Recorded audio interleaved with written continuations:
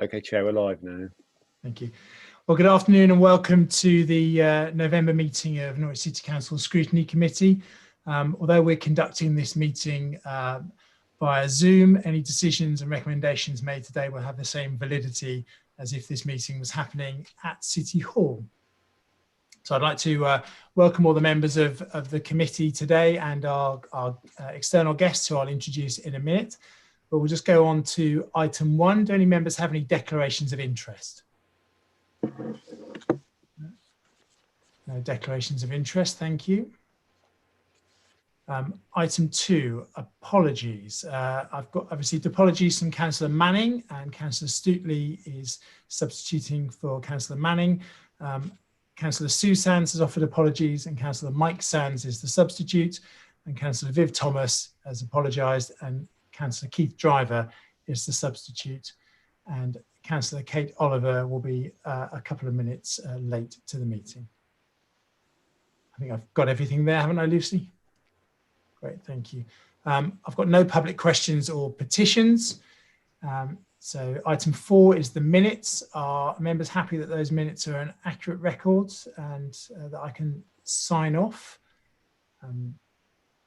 Councillor Sarmezi, I think you have a point you'd like to make on those, please. Yeah, it's a very basic administrative point. It states in the minutes that Ian Stuteley, Councillor Stuteley, substituted for me last meeting, and that's not the case. I was there, but it was the previous meeting, and I suspect there was a kind of a lift and shift of info, but just for clarification purposes.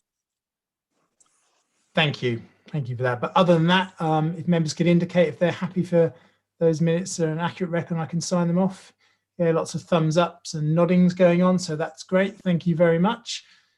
Item 5 is our work programme, but what I propose to do is move that to the end of the meeting so that we can get on to the main business at hand, which is maximising opportunities to achieve zero rough sleeping following COVID-19. So we're now on to item 6, page 19 in the papers today.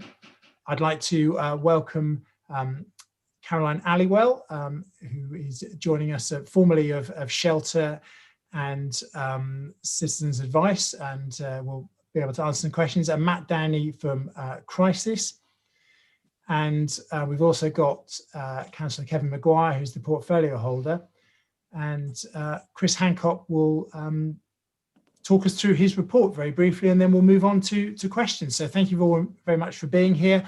And Chris, if I could sort of hand over to you to sort of set the scene. Thank you. Thank you, Chair.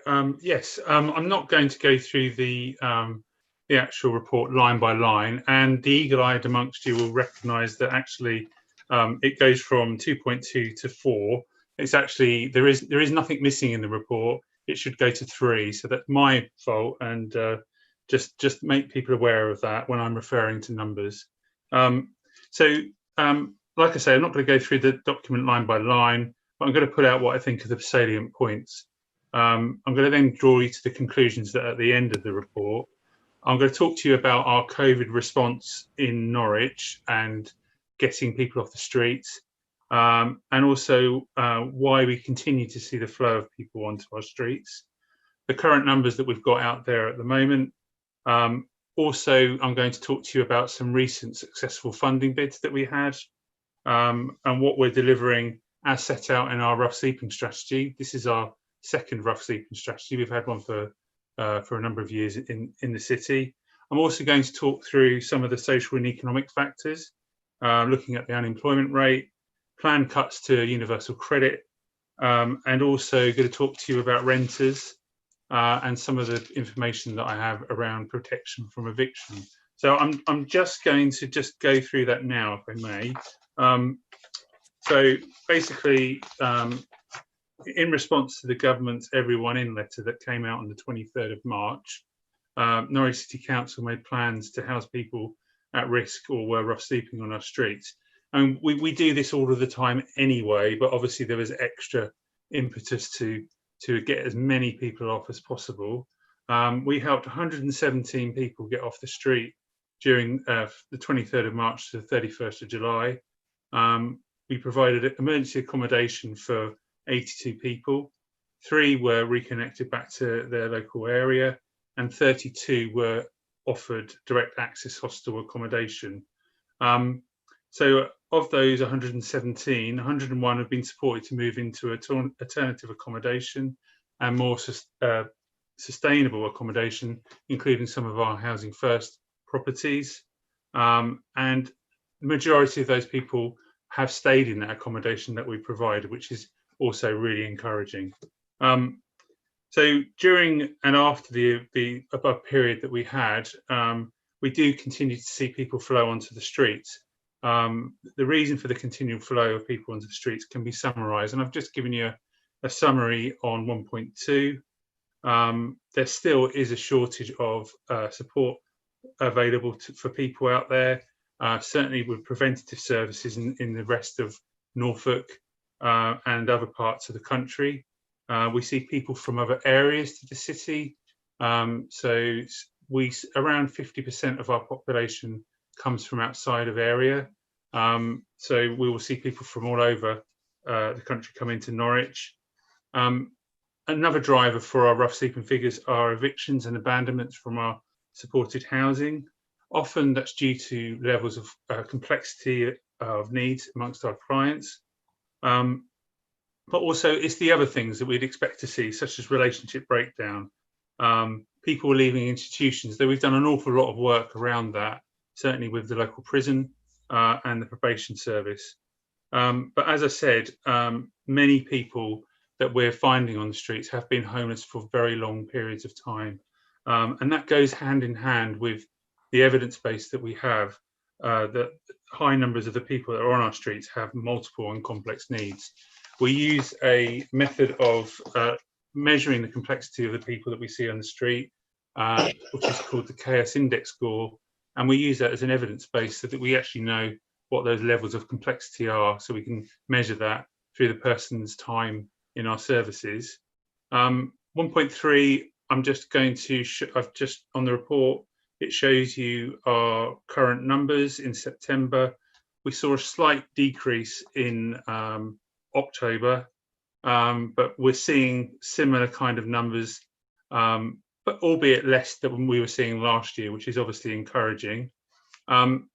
Just to bring out to you that we're seeing an increasing number of people who are already housed, and we think that might be because of people not getting access to services, support services that would be normally available to people because of COVID and the difficulties around that, and isolation particularly. We were successful on 1.4, I'm just drawing your attention to, we were successful bid to Next Steps Accommodation Programme, which is the government released their funding prospectus in July 2020. The overall objectives of the fund was to reduce rough sleeping and no return to it. And as COVID-19 continues, rough sleepers are kept safe where they can self-isolate during the winter period. But also it's about providing long-term housing for rough sleepers. We now have we will have by the 1st of December up to 45 beds additional to what we had last year in terms of accommodation for people, and also we will be providing support to those people in that accommodation as well. So we did a lot of work with the people that we had in during the initial part of COVID. We assessed the needs of those people, and we also focused on people who were long-term repeat cases who were revolving around the system. As well as the interim funding for accommodation, we were also successful in receiving funding for some accommodation, long-term accommodation for former rough sleepers, with 3 years of revenue funding to provide intensive support to house people in those homes. So we have 1.4 million funding to provide 16 additional homes this financial year. It's a very tight time scale, but obviously we're looking to deliver that as quickly as we can. And also part of that funding as well is doing some work with the local charities around the coordination of food and having a safe place where people can get food that's COVID safe, and also is indoors, importantly, because obviously we don't want to see people outside. We want to get people into services. We want to get them into support as quickly as we can.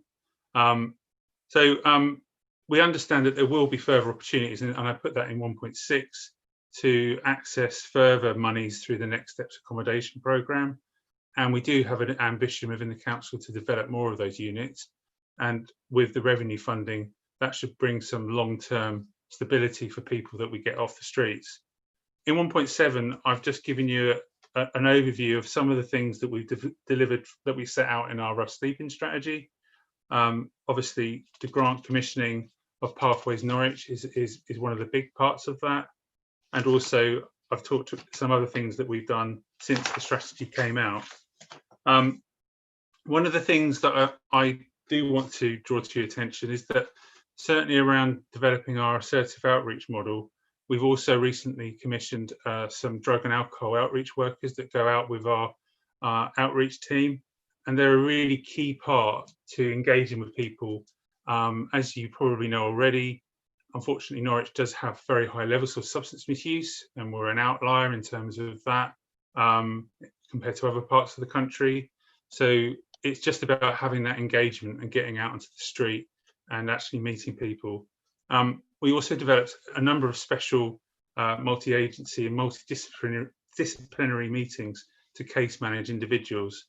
And it's really about providing that longer term support, which is what I was talking about right at the start. We need that longer term support around floating support. We lost a lot of floating support services in Norfolk, and obviously we've only got within the Pathways Norwich service only 6 support workers who are providing that function.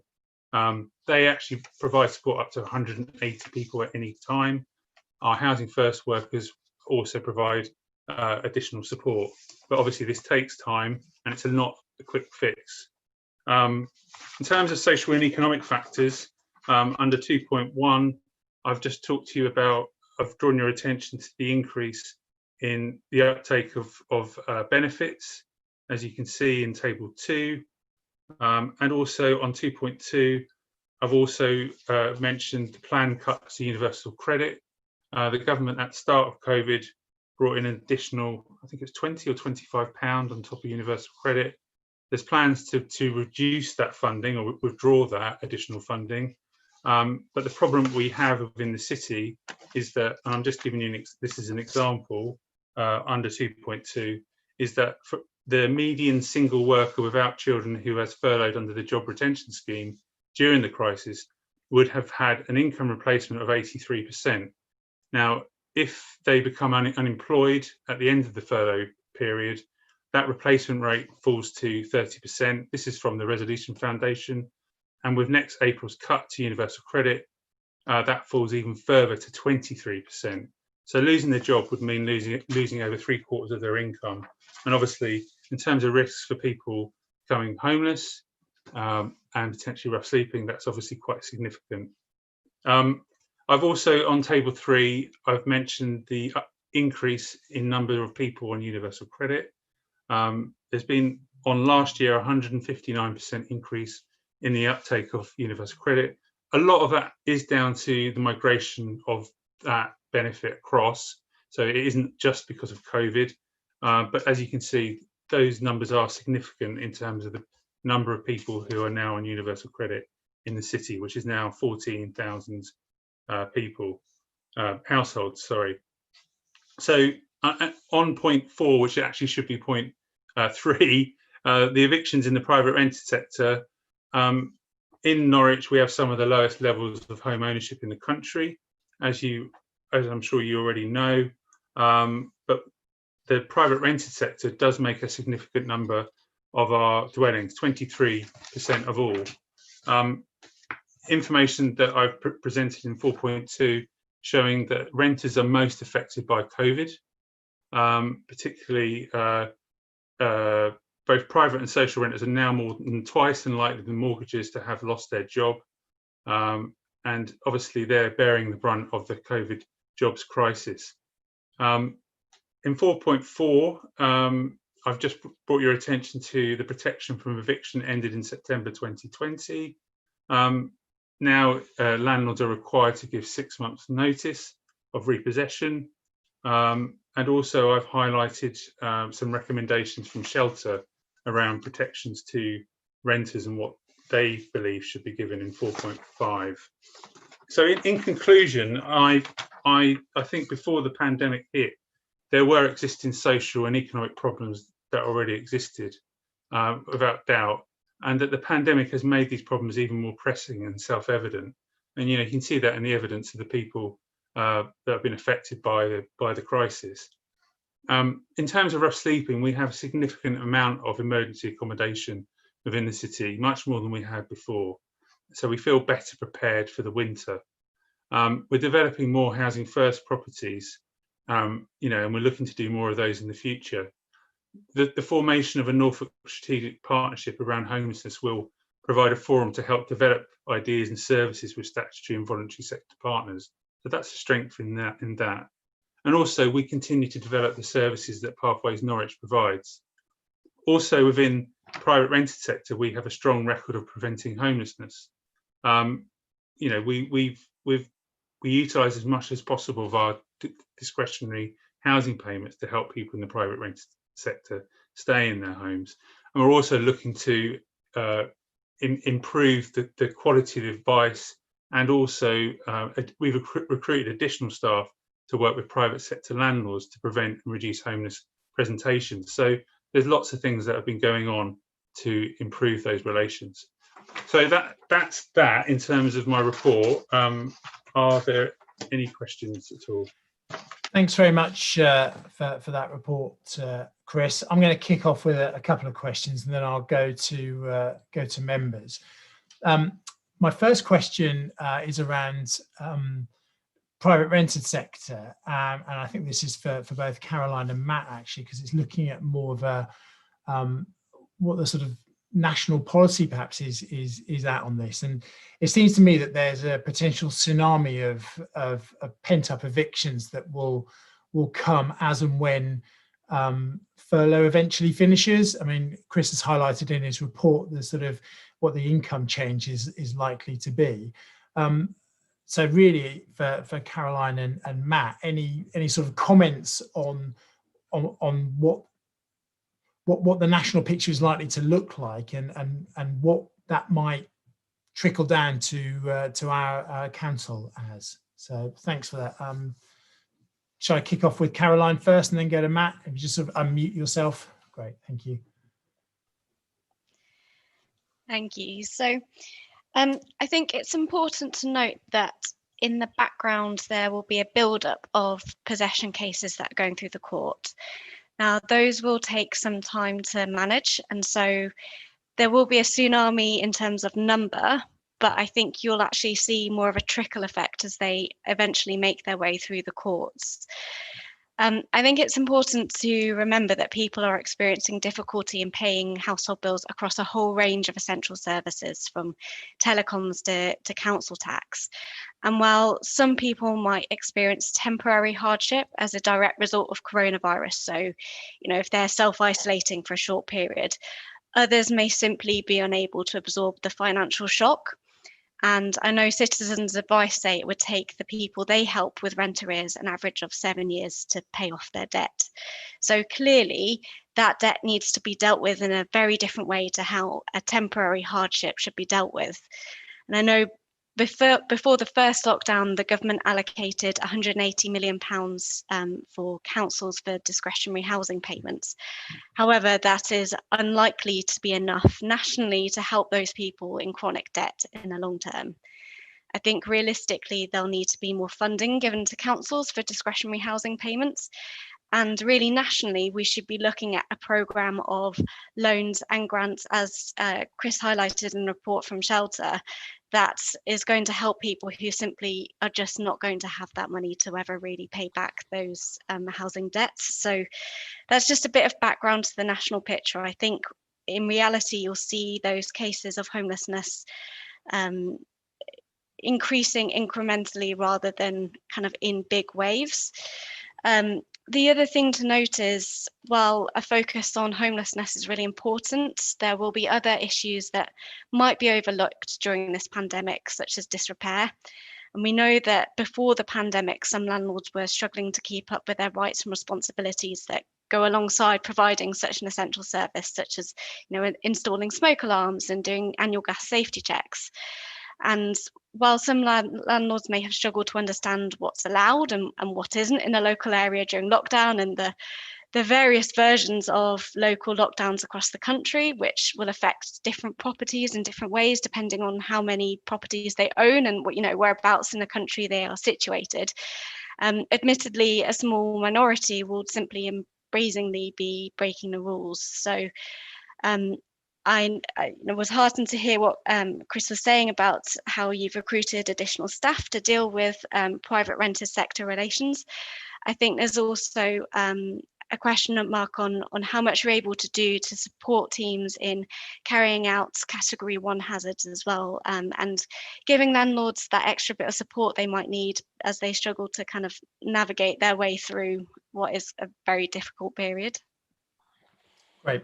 Thanks very much for that answer. Matt, do you have anything you'd like to add, please? Not too much to add. I was going to make the same point about not necessarily seeing a large number all at once. The courts wouldn't be able to cope with that number if it was processed in the sort of in the more official route. And I think there are often different groups of people we're talking about. So I think that those people with tenancies where the landlord is going to issue an eviction notice, there are things that can be done for that group of people. And I would suggest that the sort of the various ways in which you reach landlords need to be sort of supercharged for those landlords that would want to talk to the council about the potential of evictions. And I think that's important from the perspective of supporting landlords as well as vulnerable tenants. But then there's a different market, as we all know, which is evictions that happen sort of less officially and without due process, and that's actually the sort of cohort of people that we're seeing in our services more and more, and quite alarming stuff going on there. And I think that's a different exercise when it comes to understanding that less formal rental market and perhaps a bit of active case finding of where there are some more dodgy landlords or HMOs, or a bit of detective work that adds up what you already know about poor living conditions, antisocial behaviour, and some of the things that kind of are the markers of risk of homelessness. So the other thing I would say, just to add to what Caroline was saying, is that I think when it comes to the risk of the removal of some of the good things that have happened in policy, so yes, the £20 a month uplift in universal credit, but also the increase in local housing allowance that's happened, which we fought for 3 years, and 3 years in a pandemic helped get us there. That will disappear unless we make the case for it to remain. And I think in both of those instances, I think it's in all of our interests to understand the positive effect that changes that's brought, because otherwise it's very much harder to make the argument for it to be retained. And that's really the situation we're in at the moment, with a lot of the kind of exceptional measures that happened in March, April, May. We need arguments to make them unexceptional and permanent. Great, thanks very much for that. I've seen a couple of members indicate so far. When I get to them, be councillors Ryan, Osborne and Sands, and McCartney, Gray and Driver. But I have one other question, and it relates to, we talked a bit about funding so far, and I guess this is probably for the City Council. So Chris, maybe if you can pick this up. Most recently, I think 2 weeks ago today, we saw the Prime Minister find another 15 million for helping rough sleepers. And I'm just keen on getting a sense of whether we found out how much of that will make its way to Norwich, because it seems to me that it probably doesn't divide out massively much into helping us, really. No, that recent announcement was only for 10 cities that have got high levels of rough sleeping, and we weren't one of those. That's the Protect money, I believe. Is that correct, Matt? Yes, that's right. So it's a specific response to some pressure that was brought to bear about the imminent risk of risk to life of people going back into night shelters in big cities where there isn't enough provision for them. So there's a lesson for me there, that don't follow the news headlines where it says the PM announces 15 million to help rough sleepers, because the devil is always in the detail. On that note, Councillor Ryan, please, your question was first. Thank you, Chair. First of all, thank you, Chris, for a very detailed report and a very impressive report here. It really does highlight all the good work that is going on involving the City Council and supporting services in Norwich to help the homeless. It is no mean feat to feed and find a bed for all the homeless in Norwich, and I think there should be praise heaped upon you and your team for achieving this. But one figure that really caught my eye was the fact that 50% of homeless people actually come from outside the city. This is one for you, Chris, I think. I mean, to what extent are we doing too good a job here, Chris? To what extent are we becoming a magnet for people who are homeless? How are they coming to us for help rather than go elsewhere?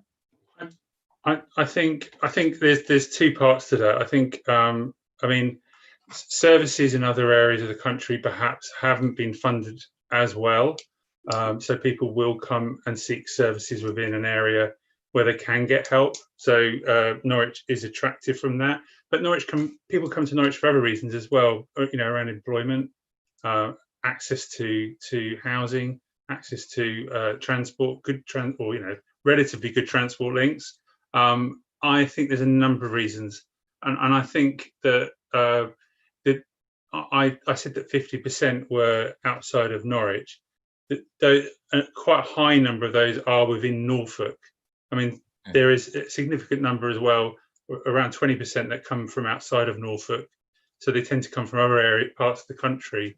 So it's really difficult to say. I would say we're getting more people from outside of Norwich come into the area. Why? I mean, I think with increasing funding in other areas from the government around Rough Sleeper Initiative funding, we might start to see an improvement in that.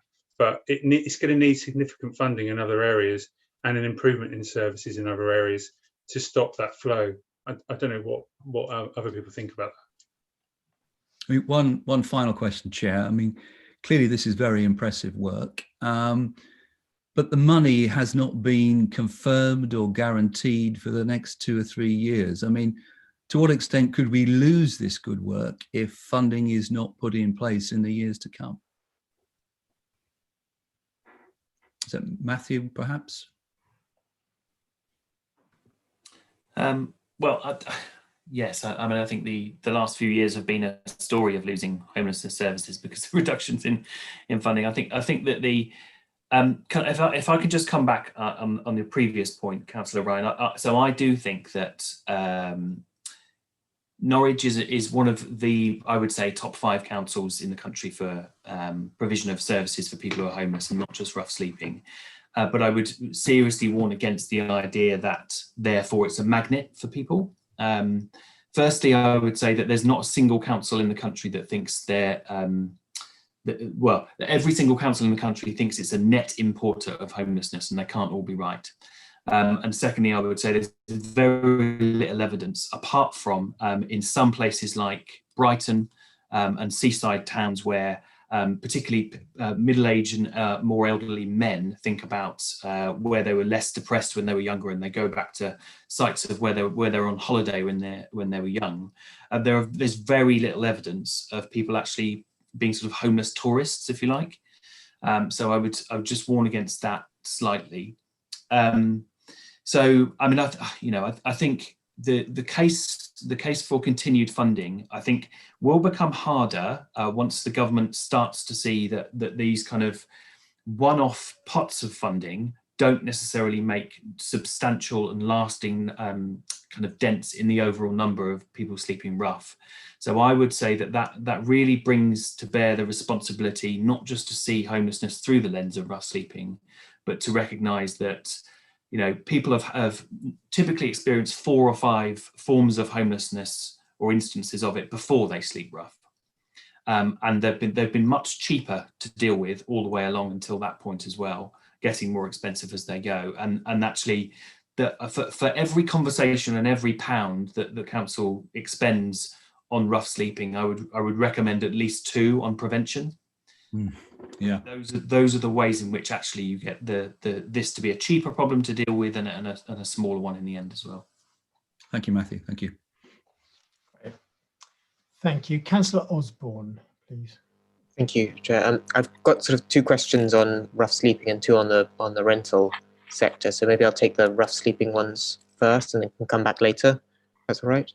But my first question was picking up on the point about demographics, and Chris, you provided the presentation yesterday, which was very helpful, actually showing the levels of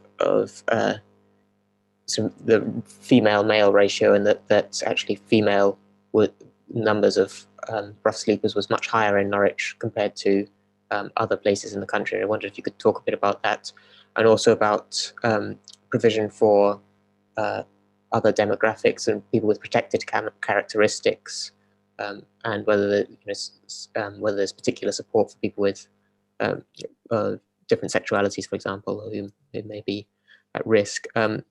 My other question related to rough sleeping was, sorry, I've lost my notes now. I'll come back to it if you want to ask that question first.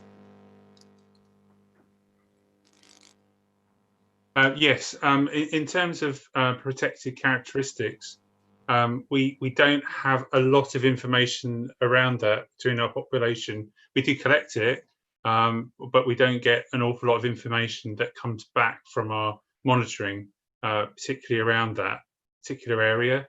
So I would say, though, that, and you're correct, we are seeing higher numbers proportionally of women rough sleepers in the city.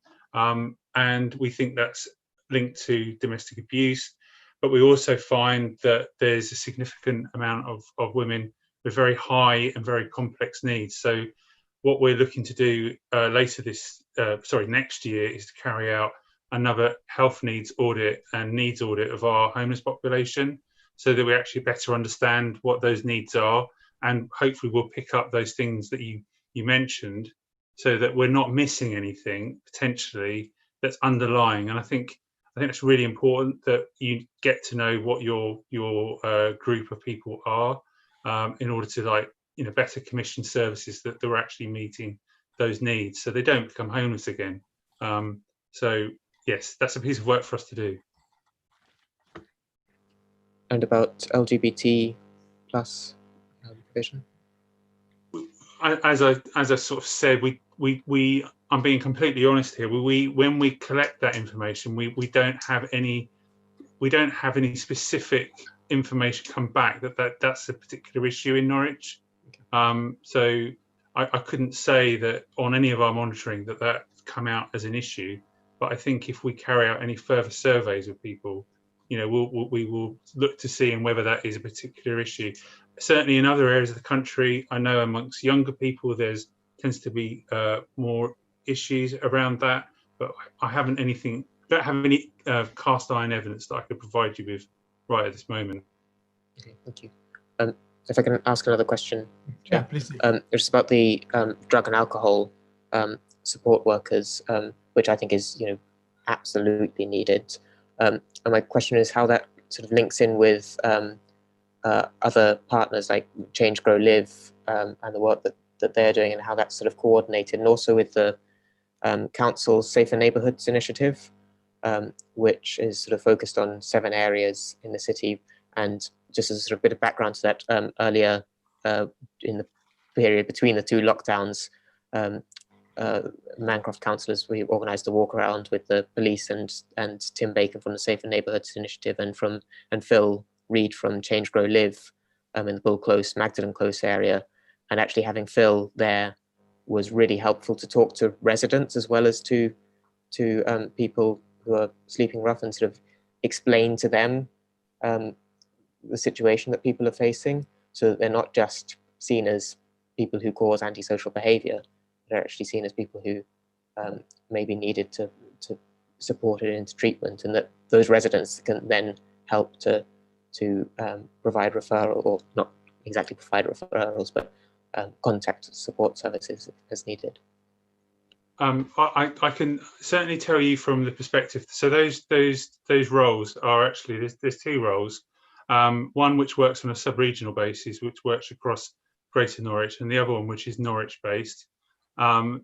The funding comes from Ministry of Housing, Communities and Local Government through our Rough Sleeper Initiative funding. And for a long time, the council have been doing work to not lobby, but to get more support for people on the street who have got substance misuse issues.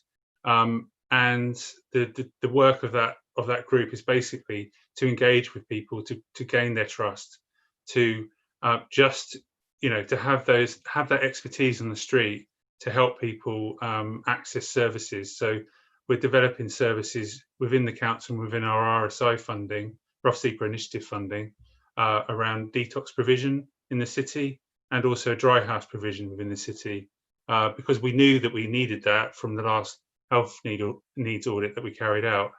In terms of the safer neighbourhood work, I can't really comment on that. My colleagues in that team would be able to give you more of an idea, but really those roles are about engaging with people on the street who are, have substance misuse issues. We have not just drug issues, but we have quite serious alcohol issues as well within the city. We know there's high levels of drinking. So it's a mixed bag, but as you know, that we've got significant issues amongst our rough sleeper population, and we needed the Drug and Alcohol Service, CGL, who they're employed by, to engage with them more, which they are now. So hopefully we'll bear the fruits of that.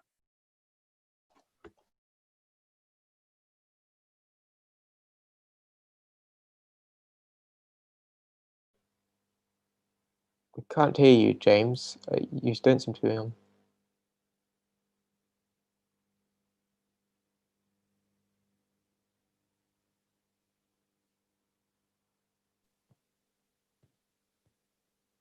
Momentary ID.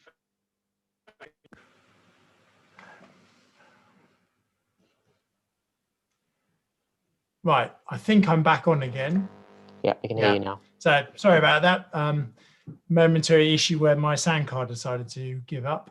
Anyway, I've got Councillor Sands next with questions. Thank you, Chair. I'll just make sure my volume is up. Yeah. On page 23, it talks about government providing ongoing financial commitment to bring about lasting change. And also on page 27, it mentions the provision of 39 homes this year. What I'm interested in is what sort of tenancy does this provide? Is this just a hostel type situation, or is it providing longer term, more secure tenancy for people? And also, is there, amongst the homeless people, is there an armed forces component when surveys have been done? And if so, how has the Armed Forces Covenant been involved, and any of the Armed Forces charities? And also, you mentioned support, and something support is absolutely excellent. But in addition to the support provided by City Hall, how has adult social care and social workers been involved? And in the longer term, does this then improve access to benefits, perhaps employment opportunities and training where appropriate for that person's needs? I understand that drug and alcohol abuse would take precedence over dealing with before any of those other things. I'm happy to answer that. So that those properties that we talked about are housing first tenancies, so they're lifetime tenancies. There'll be an introductory period that we'd expect from any normal tenant to have, and coupled with that is long-term support. So people that are in housing first tenancies will have complex needs potentially, and they will need long-term support. So really the call in the document really is talking about long-term support for people in those accommodation, and that's what we need. So that's what we're working towards in Norwich. And by the end of this year, we hope to have 39 in total Housing First accommodation. In terms of armed forces, we don't tend to see that many people with armed forces experience or history, but the ones that we do, we work with them very closely, and we also work with the charities that support them really closely. But it's a very, very tiny number in our local population. We really don't see them in Norwich, and we do ask the question, so we don't see that. In terms of adult social care, unfortunately, we do have a number of people who end up on the street who are in the care of adult social care because they've either been evicted or they've lost their social care placement. People will have personal budgets. I did some work looking at the social care needs of people that we'd accommodated during COVID, and 32 of the 74 people that we'd accommodated had contact with social care services in the past. So it's whilst it's a small number, it's quite significant. But we do work with Norfolk County Council as much as we can around the help that we can get provided for people. But obviously, the issue that we have often is the placement of people that will accommodate people with multiple and complex needs, and that's why in Norwich we have services such as Webster Court, which has some registered care beds, but it also has long-term accommodation for people who are affected by homelessness and substance misuse. So there's 36 beds just in that provision there. In terms of training, I was going to mention it in the presentation, but I think as a result of COVID, younger people are more likely to be affected by the economic factors. So there's probably going to be a need for more training and job opportunities and that kind of thing. But there are organisations that work within the Pathways Consortium called the Feed, and we work quite closely with them. And they actually provide quite a lot of work and training opportunities within the catering sector. So there is some links there, but it probably needs to be made larger in the future. Great, thanks for that. I've got Councillor McCartney-Gray next. So just if I can have maybe a suggestion to the committee, if you can focus any questions on Matt and Caroline at the moment. I'm just conscious that we've got some guests and we're having lots of questions to our officers. Those are great questions, but if there are questions, if we're not going to have any more questions for Matt and Caroline, then maybe we can release them from being part of the meetings. I'm sure they've got many other things to get on with. So, Councillor McCartney-Gray, over to you now with a question, please. Okay, I think my question is actually going to be for Chris. Sorry.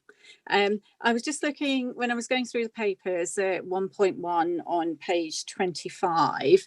The last paragraph, it says no person sleeping rough declined an offer of emergency accommodation, but there were a few that found it difficult and went back into homelessness. I was just wondering what additional support you found helped get them back off the street and back into, and do you have any lessons learned from that? Persistence.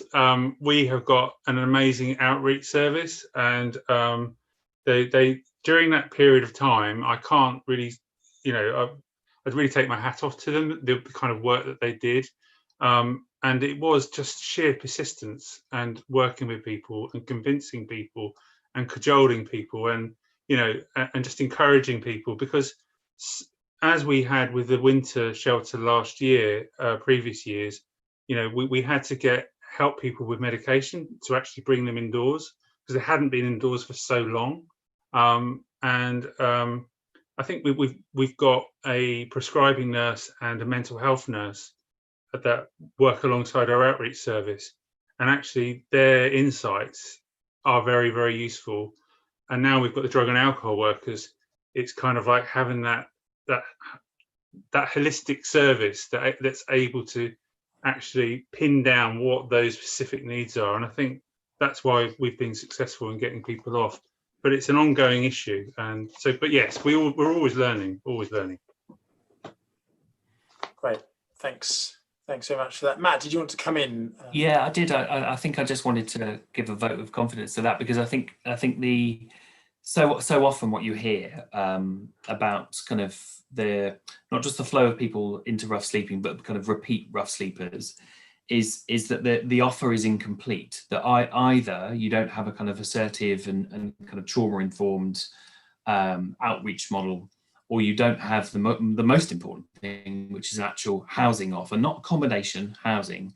And so where you've got that offer of housing and support, and you've got a kind of not just persistent, but cannot, so sort of an assertive outreach model, which is never going to give up, then that basically is the answer.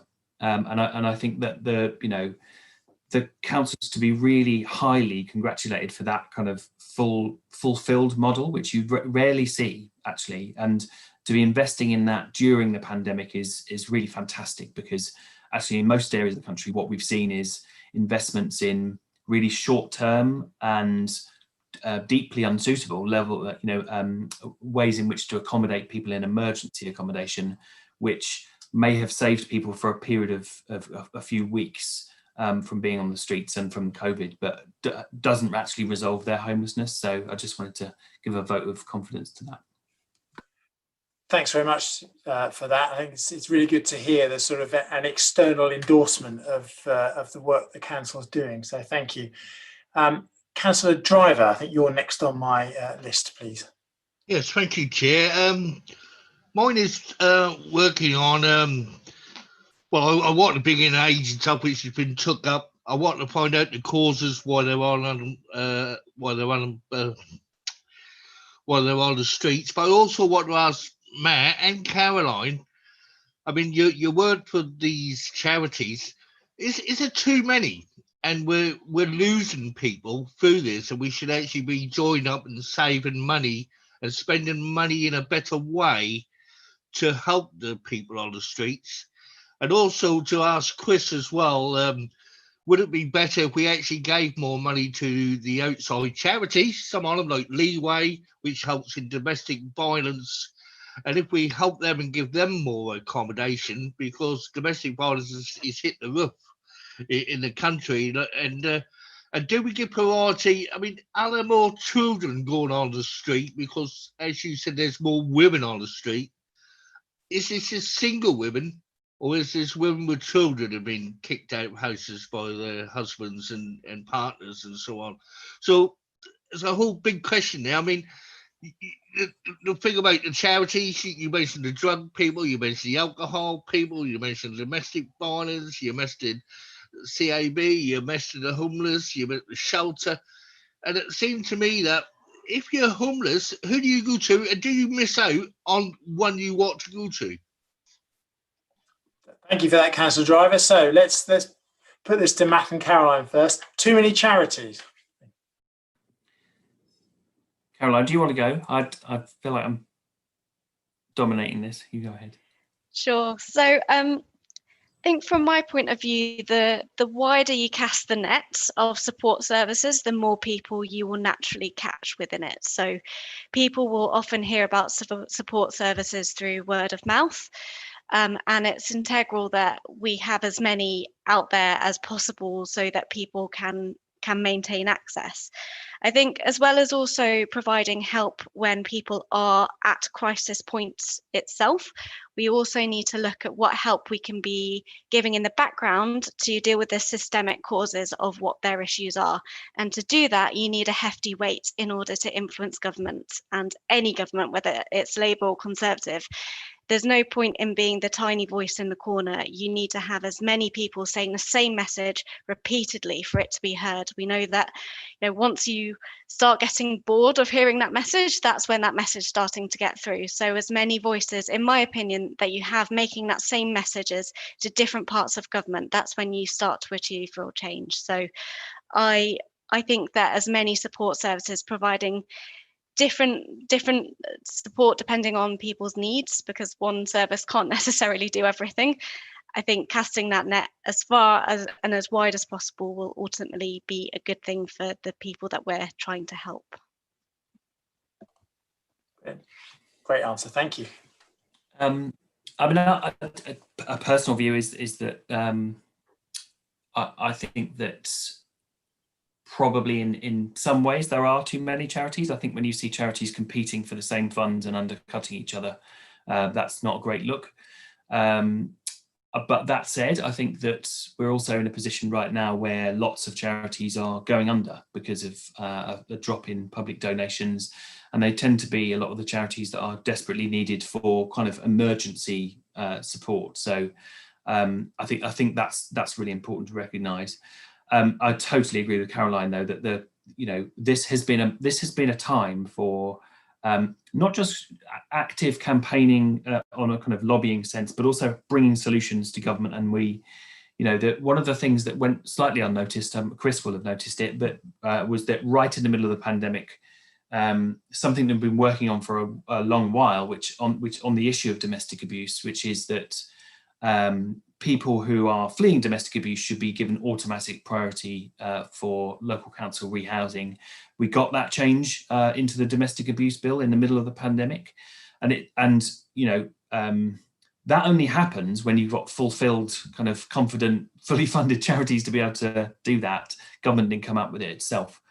But just on the issue more widely of women and homelessness and complex needs, I think there are a few organisations that maybe I can put Chris in touch with in relation to that, because what you do find is when you take a gendered lens to the hardest edge of homelessness, you see quite different profiles for people, where actually, even though people and women will be experiencing homelessness and even rough sleeping, that may not actually be the highest need that they themselves say they have. So, distance from children that have been taken into care, constant threat of violence, etc., etc. There is a lot.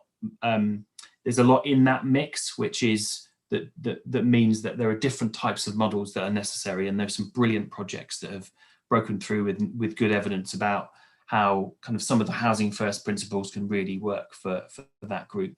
So I think it's just another sort of frontier for experimentation and evidence-based models that hopefully we can help you with. Thank you very much for that. Just a sort of, I suppose, a comment from the chair on the charities. It's an interesting point about the sort of weight in numbers. Matt won't remember this, but I met Matt a few years ago when you were giving evidence to the Parliamentary Select Committee about the Homelessness Reduction Bill, and it was yourself and someone from Shelter and someone from St Mungo's who were there, and that's the sort of, you've got charities acting as a block, making the argument for something to happen. And I think that's really important to sort of hear that, hear where charities can make a real difference. Does anyone else want to? Chris, did you want to say anything on Councillor Driver's question before I move on? I think it's a really good question. I think one of the strengths that we have in Norwich, particularly, and some of the things that we've done to help people negotiate the charitable sector, is that we actually developed a palm map that could be given out to people who are on the street, and that had and the reason we did that is because we asked rough sleepers where did they go and got help when they were on the street. So and that lists all of the different providers within the local consortium as well. We have 7 different charities working with the council, so and they all have their own specialism. And I think the strength that charities bring is their specialisms around specific areas. And I really appreciate Matt's offer particularly around women. I think that I'm really interested to hear that. But we're also working with a local charity called the Magdalene Group, and they have a doorway service within the city. And we're looking to work, through Pathways more closely with them around the offer that we can provide to women rough sleepers as well. So yes. You're right. It's a complicated system, but I think it's a good system, and I think the strength in the charitable sector is that it can provide those niche areas and also that block as well. It's certainly on the national issues. Can I just come back for one more question, James? Yeah, please do. We'll talk about the alcohol problem in Norwich and the area. Now, a lot of people go to AA meetings and stuff as well to help them. Now, during this lockdown, I gather the AA meetings are not going ahead because you're not allowed to have so many people. I mean, is there smaller groups? I know at St Mark's Church, I mean, that they're in Lakenham, it's actually been stopped. So what help have we gave these people to carry on and get the help they need every week to stop them going back into alcohol abuse? That's for I don't anyone. honestly know the answer to that. I've got to be absolutely honest with you. I don't know the answer to that. I certainly know since COVID, you know, the amount of alcohol abuse has increased, but I couldn't answer that. Sorry, Councillor Driver, don't really know, don't have the answer to that one. Okay, we just saying that's one of the biggest problems in Norwich, and no one seemed to know where they are or what's happening to these people because the AA meeting's not working. I didn't know if anyone from the charities knew. Or certainly CGL, if people are in services, Change, Grow, Live, which is the local drug and alcohol provider, they would be working with those people. But you're probably correct, those people that are perhaps on the edge of services, and that's why we developed the outreach work, certainly with our people who are on the street, to do that more engagement and that earlier intervention work around alcohol. But you're correct, those people that aren't touching the services yet, obviously the services need to reach out to them, and really you'd be better to ask someone from CGL as to what they're, you know, how they're reaching out to those people. Thank you. May well be we can get an answer after the meeting and provide to Councillor Driver on that. Thank you. I've got Councillor Osborne again next. Any other councillors you might want to ask, just indicate and I'll note you down. So Councillors Giles, Carlo and Graham. So Councillor Osborne, please. Thank you. My question is actually more about the rental sector. So I don't know if you want to come to other people first, if they have questions for Matt and Caroline. Well, certainly, I know. Just go for it. Well, Caroline certainly has expertise in the rental sector, I know. Okay. So yeah. Okay. So the question is about people who are classed as intentionally homeless, because I've had a couple of pieces of casework in the last few months where actually both council tenants who've been said that they're at risk of making themselves intentionally homeless, and so I wonder sort of what the legislation is around that and about the support that's available for people who are deemed to be making themselves intentionally homeless. The other question, which is maybe Lee may be able to help with, is about the response times for people contacting the housing team when they are at risk of eviction. And obviously, if we're going to see a sort of increase in the number of people who maybe need that support, although I appreciate that Caroline and Matt made clear earlier that it's not going to be a sort of sudden wave, but a gradual rise, but whether the council has the capacity to deal with an increase in numbers of people contacting for support. Thank you for that. Who wants to kick off with an answer to that?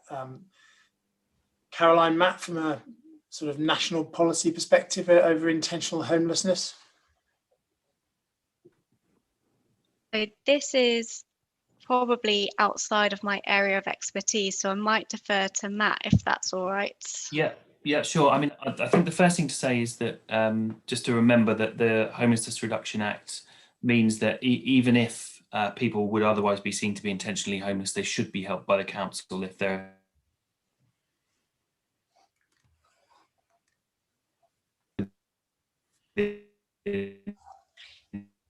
I seem to have lost Matt. I don't know if anyone else I think has. we all have lost Matt at the moment.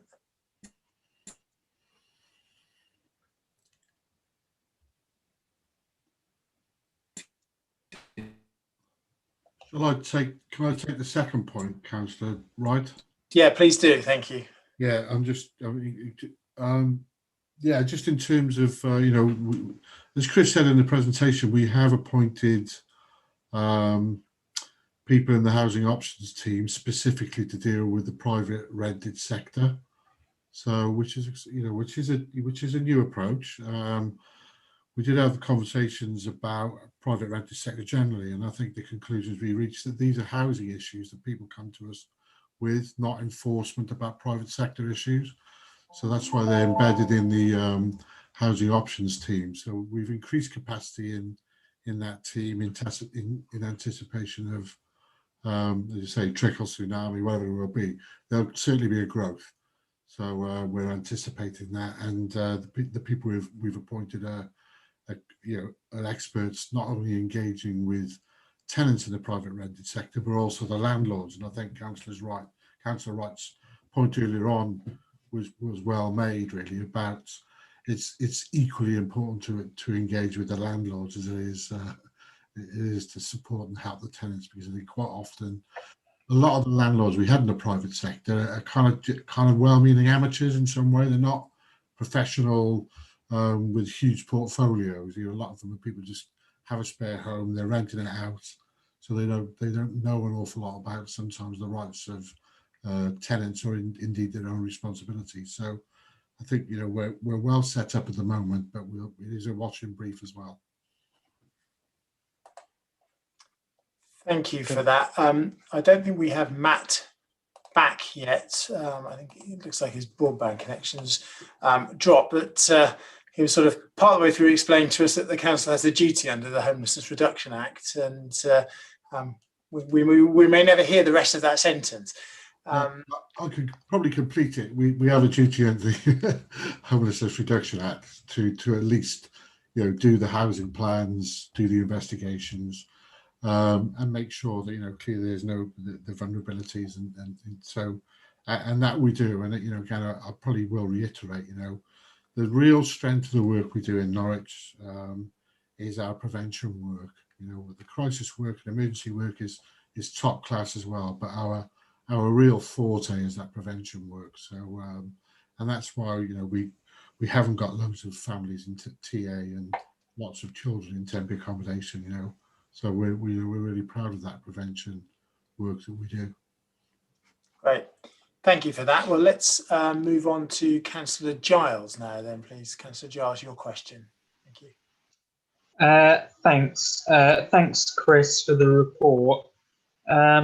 Starting off very broadly, I was going to ask Caroline and Matt's obviously not with us, looking at our rough sleeping strategy, based on your knowledge of what's going on across the country, is there anything you'd recommend we do that we're not currently? And then internal questions.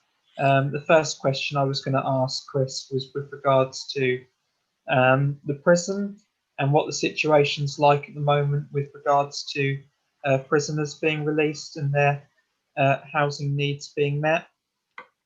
Second question I was going to ask Chris was with regards to the recommissioning of Pathways, what financial pressures are our other statutory partners in that facing, and to what extent will the funding from Next Steps accommodation programme from government make up for any budgetary savings other statutory partners are making? Thanks. Yes, I'm happy to. Do you want me to answer the first part of that, Councillor Wright? Yes, please. Yeah, thank you. Okay, so in terms of prisoners, certainly people leaving prison, we have a protocol in place with the probation service, with the various support agencies around people who are in prison, including the police, the 180 team within the police for prolific offenders.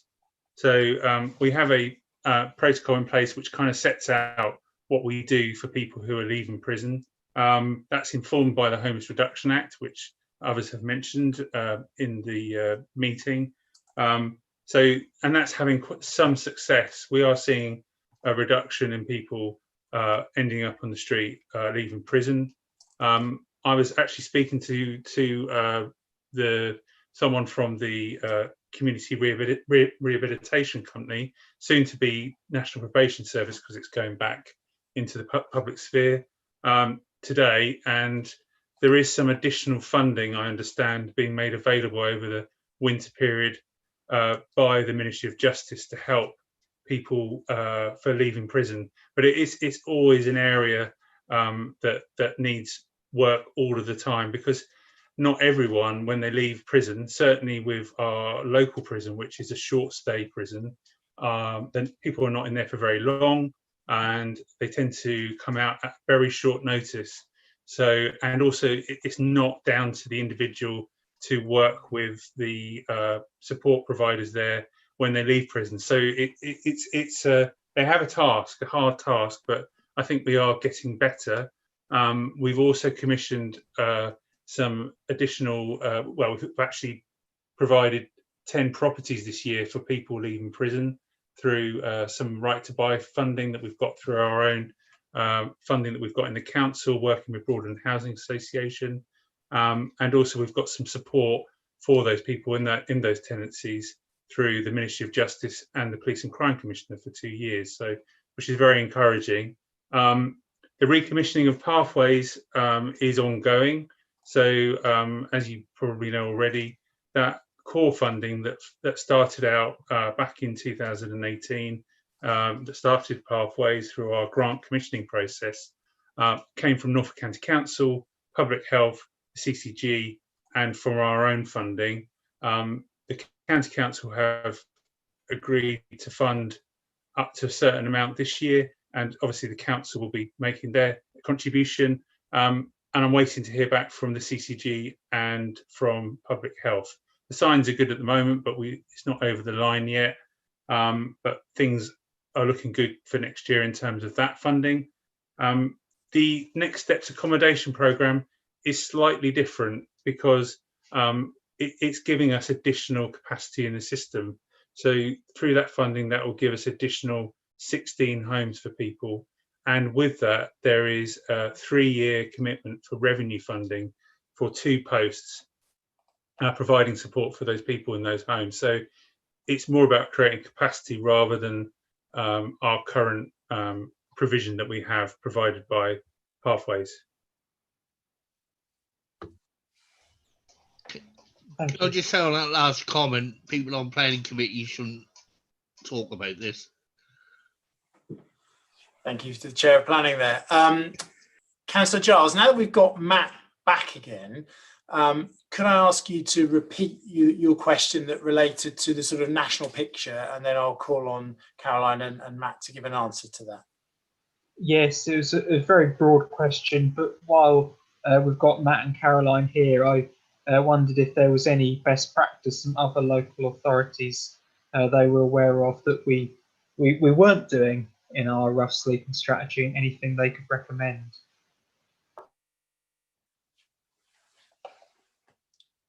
Caroline, do you want to have a first? Yeah, I'm happy to go first so Matt can gather his thoughts on that. So I am not as up to speed on homelessness strategy as perhaps Matt is. My expertise is primarily in the private rented sector. I think the rough sleeping strategy that you have looks very promising. I think in particular, the fact that you have a tenancy deposit scheme for people with no recourse to public funds is very good.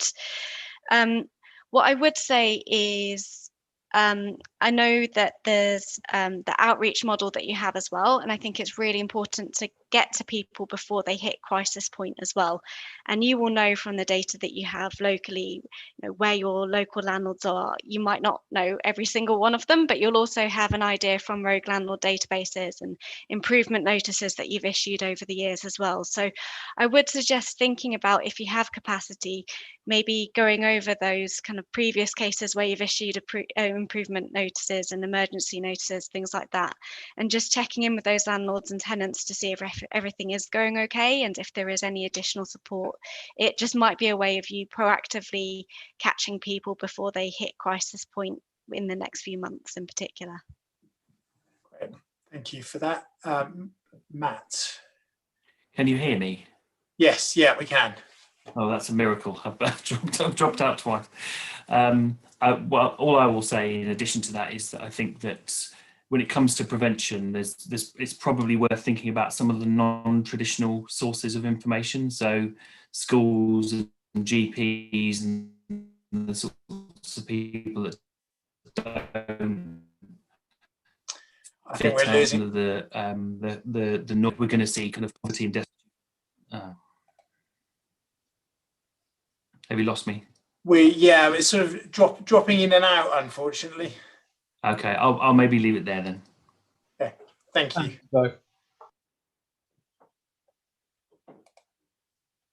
So we've got next up is Councillor Carlo with a question, please.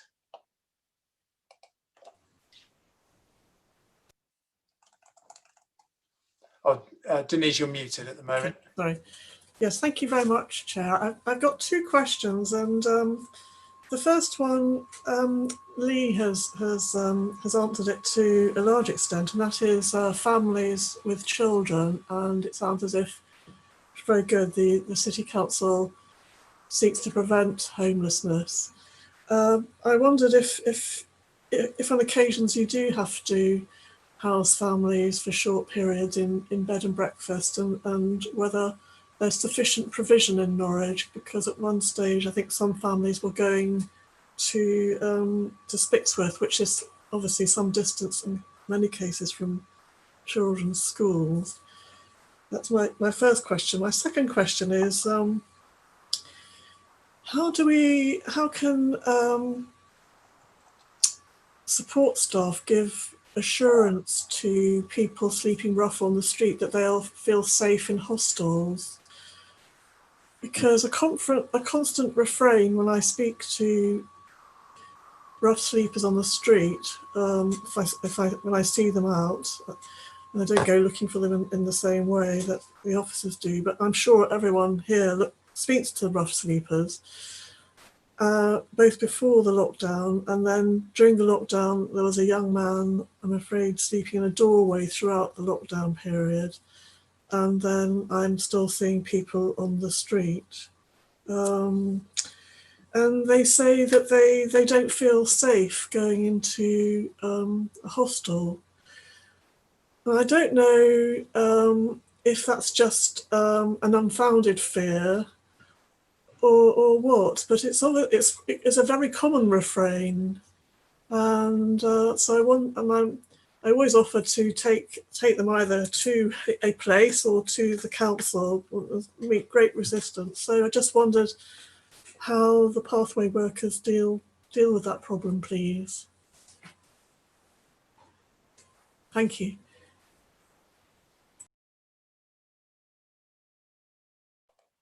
Chris, do you want to? Yeah, I certainly answer the last question by all means. It's really with working with the people and their fears and their concerns. We have used sort of interim accommodation to try and get people off the street, to try and engage with them, and also it's about placing them in the right place as well. It's not always, we have direct access hostels, we have secondary accommodation, we have accommodation that has much lower support levels provided. So comes with that is a lot more flexibility around their living arrangements. So it's really about carrying out a thorough needs assessment of the person that presents themselves on the street.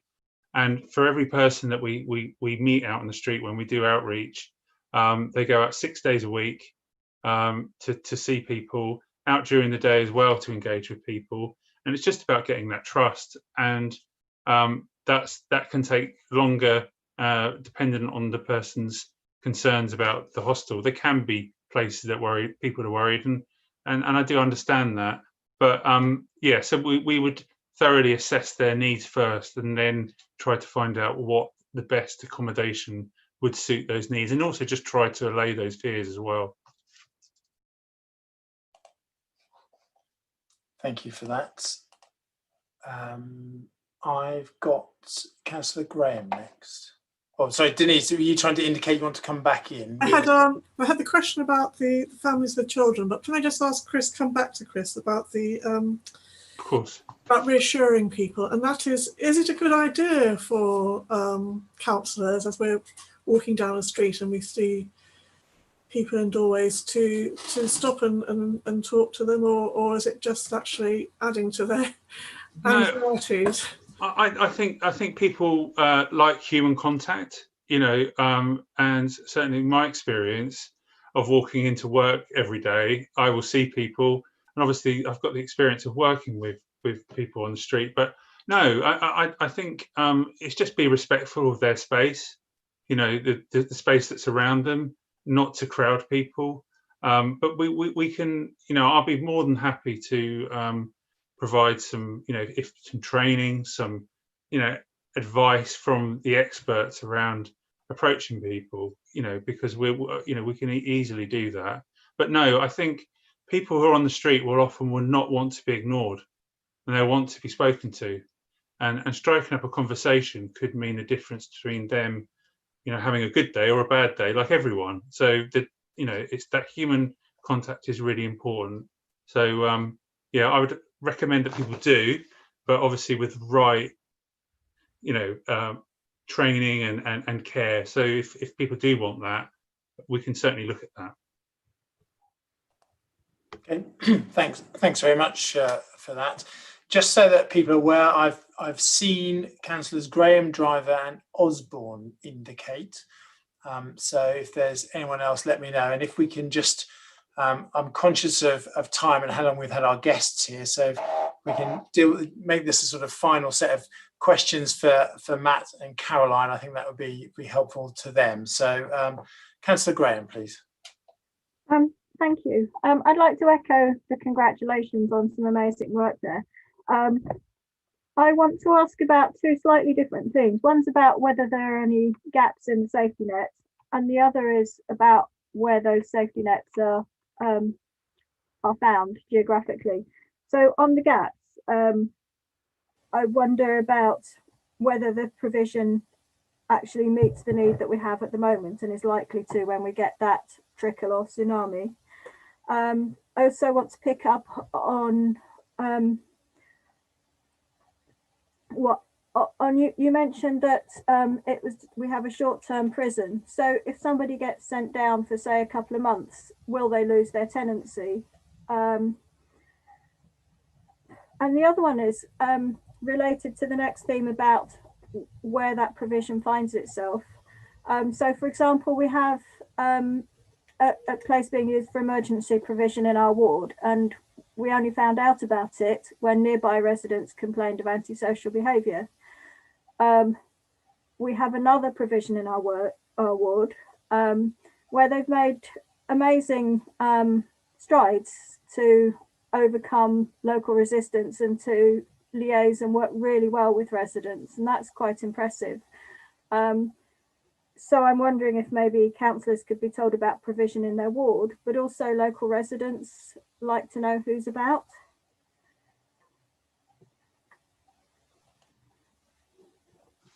Thank you. Chris, do you want to pick up that, please? Of course. And certainly in terms of the short-term prison sentencing, people will move around the prison services. So people will move from one prison to the next. So they can spend very short periods in the local prison. So I'm just talking about Norwich prison here. So there's got 600 to 700 inmates at any given time. Not all of those will have a local connection to Norwich, and equally, by being in a prison within Norwich, they don't get to local connection. But in terms of their tenancies, any prisoner, if they're on for, I think it used to be up to 13 weeks. I'd need to check this. You can get housing benefit or universal credit for up to 13 weeks for your stay in prison. If the person speaks to their landlord, certainly in the case of Norwich City Council or another social landlord, they can appoint a caretaker to take on that tenancy whilst that person is in prison. So there is that safeguard there if people are able to do that, but it also means they have to meet the costs to the rent and everything else during that period. So in terms of emergency provision within wards, are we talking about particular accommodation projects, or what specifically? I hope you don't mind me asking again. I just need some clarification over that. Well, we, if a hotel is going to be used for emergency provision, or if a new facility is being set up, local people would like to know about it, and councillors would like to know about it, rather than hear because somebody's complaining. And as a response to as a response to a complaint, we were told that if somebody misbehaves while they're in emergency accommodation, they get evicted. And what happens to them then? Because presumably we still have a responsibility to house them. So that's like a linked safety net and neighbourhood issue. Yeah, no, I understand. Certainly in terms of accommodation that's purpose-built for the needs of people who are homeless, that would be required to go through any normal planning system. And obviously that would go through, and obviously local ward councils would be aware of that. Accommodation that's used temporarily, such as hotels, are still operating as hotels because the nature of the occupancy of that accommodation. And so that requirement isn't the same as, say, perhaps a direct access hostel. But in terms of people who would be evicted, obviously we have a weekly accommodation meeting within the city, and that's with all of our accommodation providers within the supported housing market, and also our rough sleeper coordinator within Norwich City Council. And that it basically talks about evictions, people at risk of eviction that may lose their accommodation. And what we try to do as much as possible is to move people around the system so that they're actually housed and their needs are met. So, but obviously if people are violent for whatever reason, if there's violence attached to them losing their accommodation, there obviously does need to be a period where there has to be a cooling off period before they can be reaccommodated. But I think it comes down to the individual circumstances, really. So you asked a question about the private rented sector. I think Lee has kind of more or less answered that already, I think, in terms of what provision we have within the Housing Options Service. And as we kind of said before, I feel that there probably is enough provision there to meet the needs at the moment in terms of what we're expecting, at least anyway.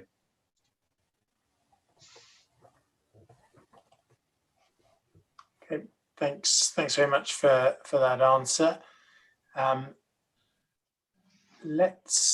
I don't think there's a sort of Caroline or Matt follow up on that. So let's bring in Councillor Driver, I think is the next up with a question, please.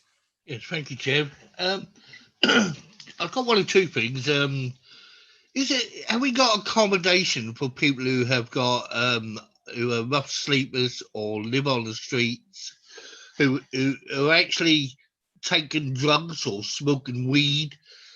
Do we actually accommodate those kind of? Is there places that we can actually put them into? Because I hear sometimes that people say, well, they wouldn't take, because they wouldn't let me take the drugs, so they're stuck on the street. And on that bit as well, about being on the street, what provisions have we got for animals? Are they allowed to take their dogs in and animals in, or are we just leave them out to wander? I mean, what help do the dogs and they get? And just one other thing on about prisons. Norwich is not a big prison, and they are short term. There is long term, and there's lifers in there as well, never come out. So that is in all different categories in there now. It's huge, because my wife worked up there for 20 years, and I've done work on there myself. But do Norwich City Council get money for having a prison in Norwich? I mean, do we get rates for or anything like that, or have money because we got a prison, or are we being penalised for having a prison in Norwich? Because there's only one or two in the area, you know, Wayland have got one just down the road near Outerbow and stuff like this.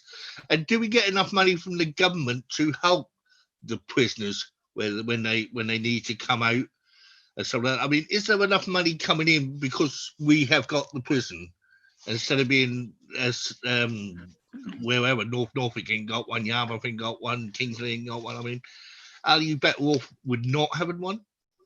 So sorry, Chair, can I just jump in about the prison and rateable value? As I understand it, and I'm obviously not an expert on rateable value, I think they're classed as Crown Estate.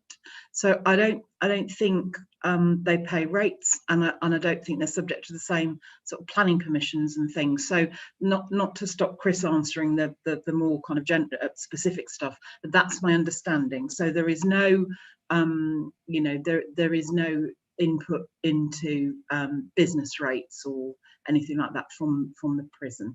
I don't think. I will clarify that in case I'm wrong, but I think that to be the case.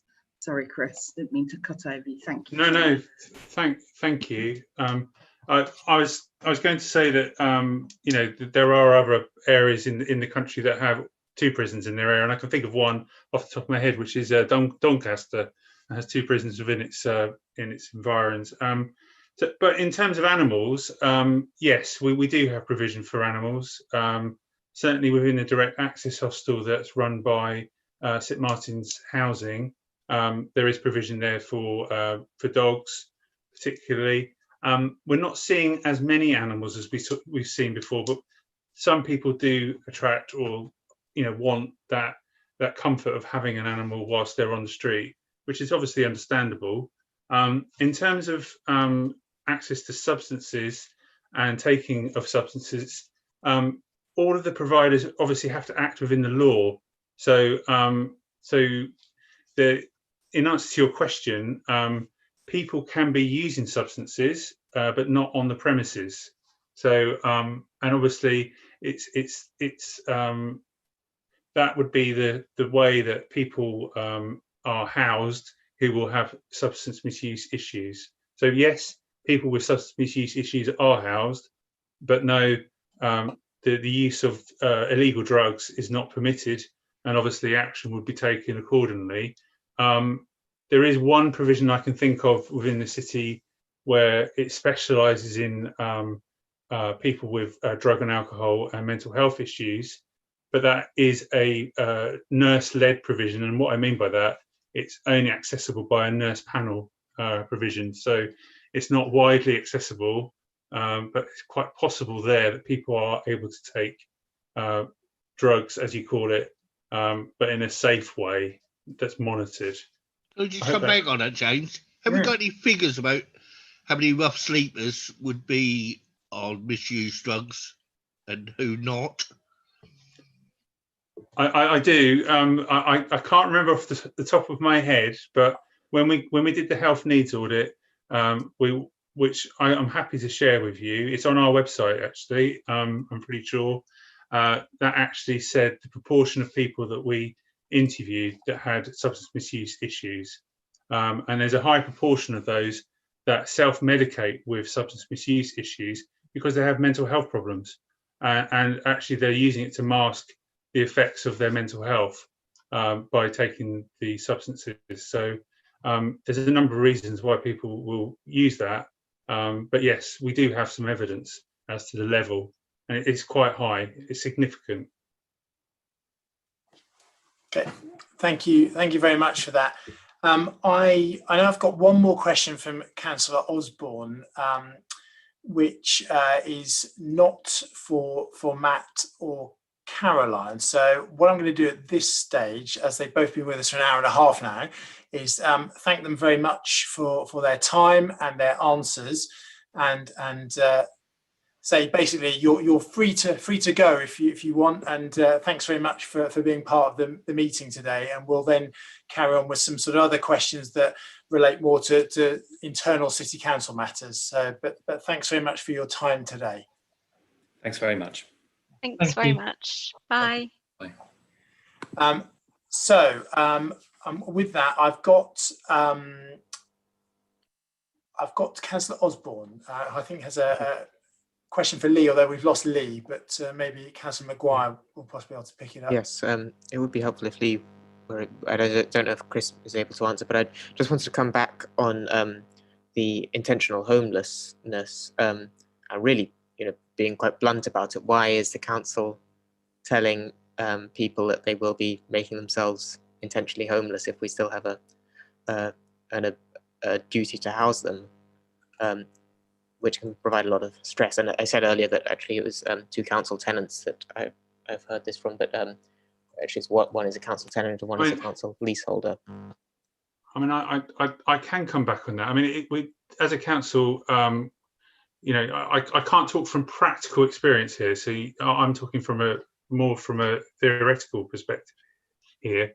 Obviously, we have to advise people of their actions that potentially that what they do. I don't know. Say if they choose not to pay the rent, for example. I don't know the example of this one you're talking about, but that potentially could make them intentionally homeless.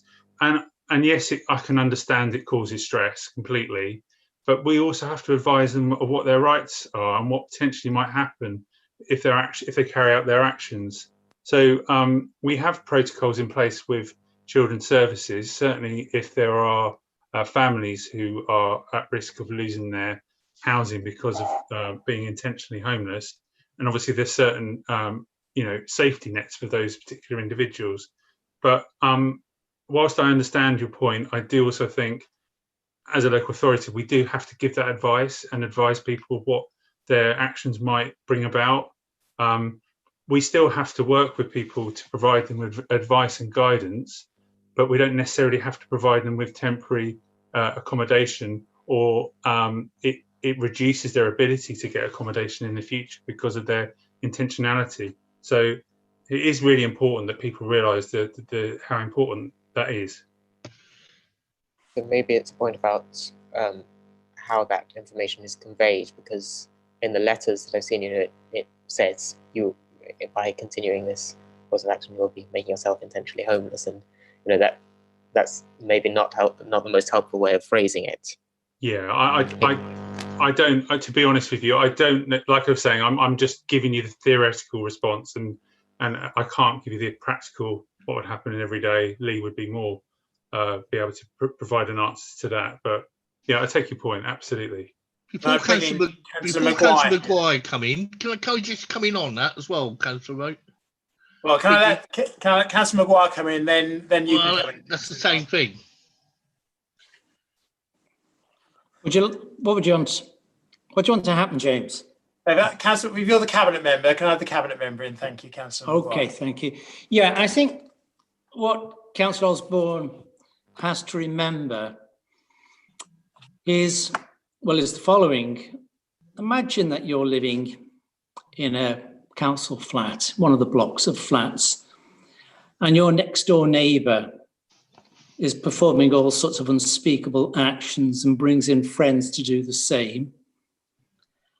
And it makes it unlivable for you and the people next door and the people next door to them and the people above and the people below and perhaps the people on the ground floor. We do have duties to protect them as well as our other duties. And therefore, our officers, when they write these letters, are aware of the situation and how to respond. And to me, as a layperson, if one of my neighbours was causing the problems like this and the police were having to come and make a dawn raid and so on, I would like them gone. And I would get everyone else to write to my landlord, to the council, and saying, what are you doing about this person? Can I come back just to clarify something on that? Both of the cases that I'm referring to is nothing to do with antisocial behaviour. Well, we don't want to be talking about individual cases here, or do we, Chair? I mean, I'm happy to go down. It's a point of policy principle. So yeah. But I think it's interesting actually that Councillor Maguire, you bring in the antisocial behaviour element, because I don't want to make people homeless, but in a lot of instances, there are situations such as you've just outlined, where actually it seems that the council's processes for dealing with antisocial behaviour are not sufficient, and that antisocial behaviour goes on for years or months or years, and it's not just antisocial behaviour.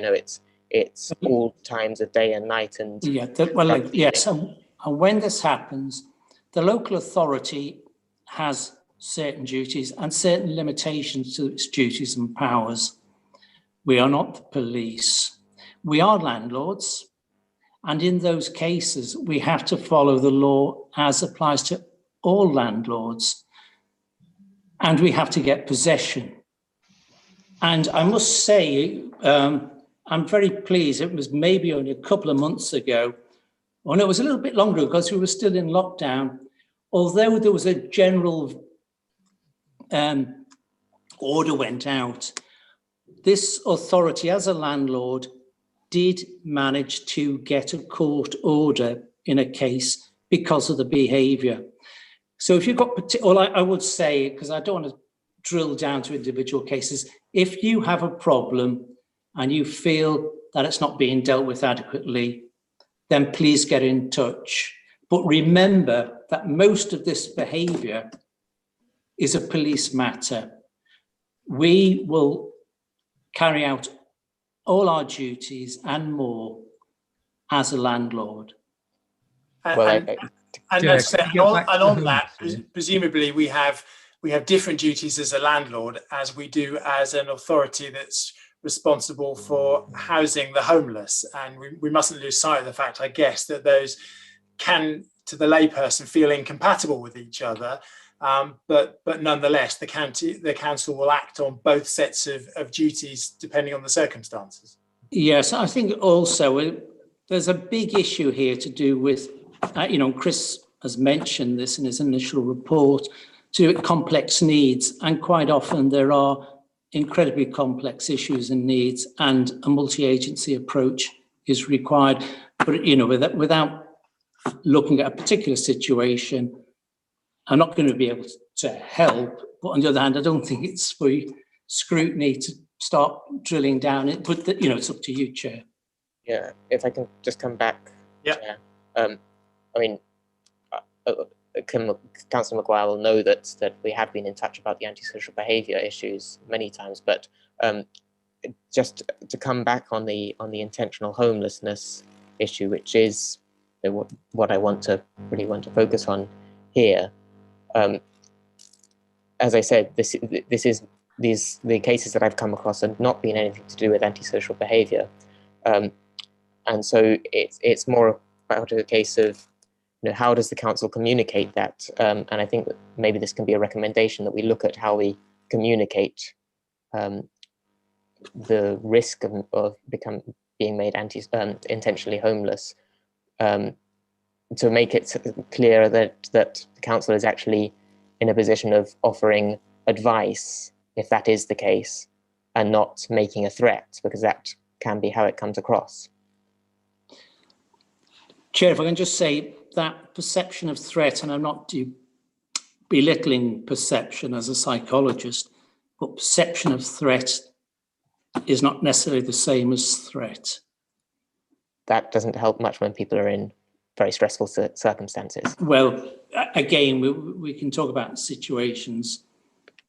I think we're possibly reaching a sort of impasse in terms of this discussion. Yeah. I'm certainly keen for the committee, Councillor Osborne just mentioned about what a potential recommendation might look like. I'm keen for the committee to start thinking about recommendations at this stage so that we can draw this item to a close, although I have got Councillor Driver, who I've seen indicate, but before him I saw Councillor Sarmezi indicate, and I think Councillor Ryan's had his hand up as well. So Councillor Sarmezi, do you want to make a point? I think you used the hand function a while back. So I was applauding our speakers as you were sending them on their merry way. Right. Okay. Yeah. Thank you. Yeah. Brilliant. Thanks very much for that. Councillor Driver, then, please. Yeah, mine is. on what Councillor Osborne has been going on to, and Councillor Kevin Maguire, the situation he gave. Well, it sounded like I phoned him up yesterday, and that was the case. But I never did phone him up, but it was the case. But the whole point about it is, he's now one of the tenants is so frightened to go back into his accommodation, he refuses to go back, even though the police have been involved in the rest of this, he refuses to go back. And according to the council, he's now made himself homeless, essentially homeless. Now, surely we should have some kind of accommodation we could put him into for 2 or 3 days, or overnight, or a week, until this case is actually sorted out.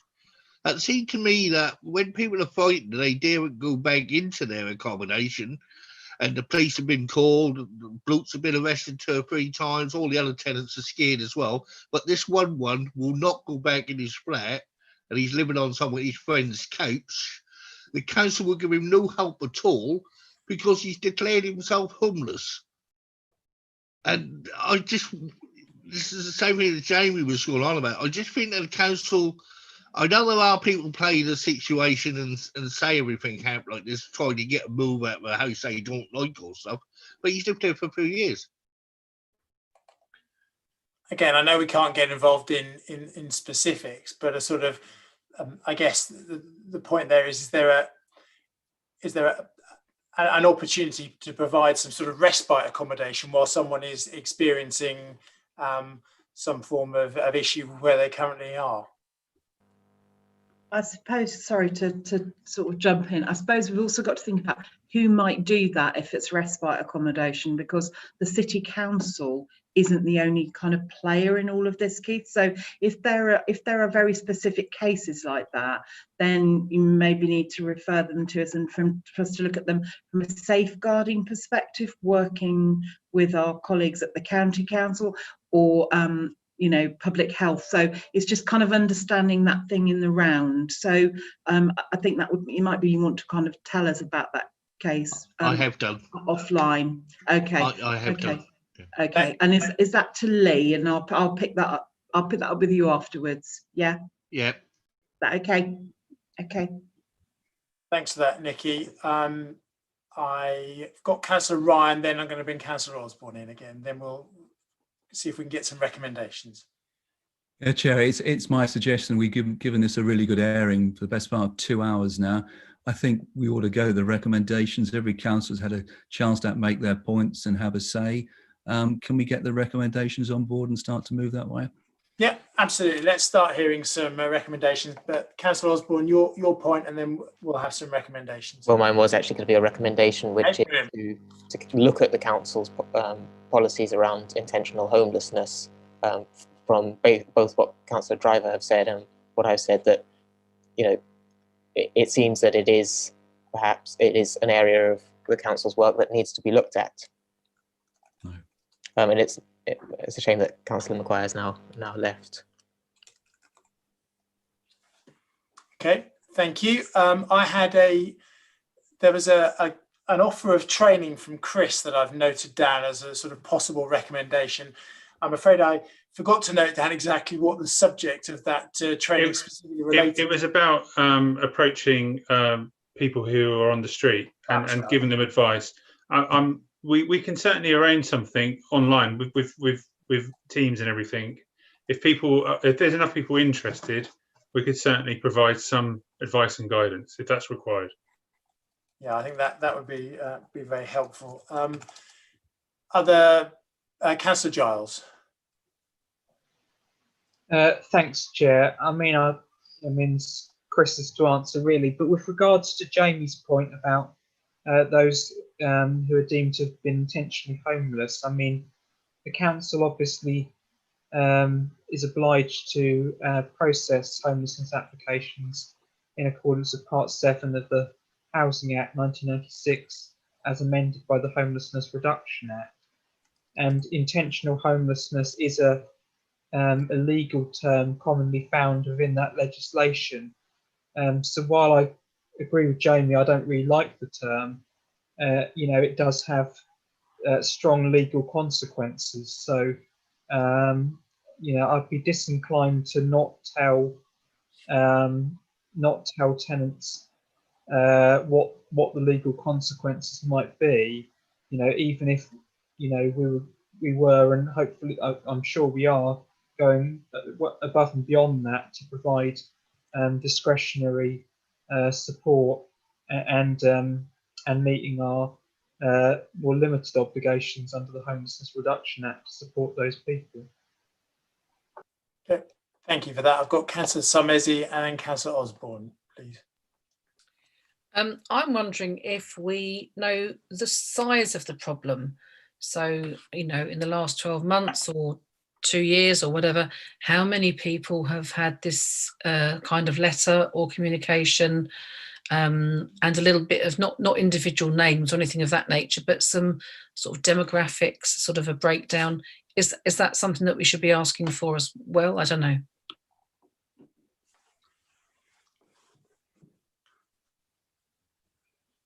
Thank you. Does anyone want to come in on that comment from Councillor Samesi?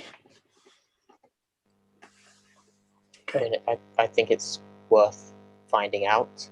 So it will also give an indication of how much urgently it needs to be looked at, perhaps. Okay. Thank you. I mean, I have before I bring in Councillor Graham, I have a sort of couple of other notes that I'd taken along the way. One of them was a comment from Matt, which was, he talked about supercharge reaching landlords and supporting them. And I wonder whether that's something we could, I'm not sure the recommendation would include the term supercharge, but yeah, something along the lines of supporting landlords, particularly when it comes to how they deal with those tenants who are going to have a difference and change to their circumstances over the coming months. And the other one was something that Caroline, I think, said, where she talked about contacting tenants who we've previously had contact with for one reason or another, just as a sort of almost an early warning, an early intervention, and using that as an opportunity to see how things are going, and whether that could be a recommendation as well. But, Councillor Graham.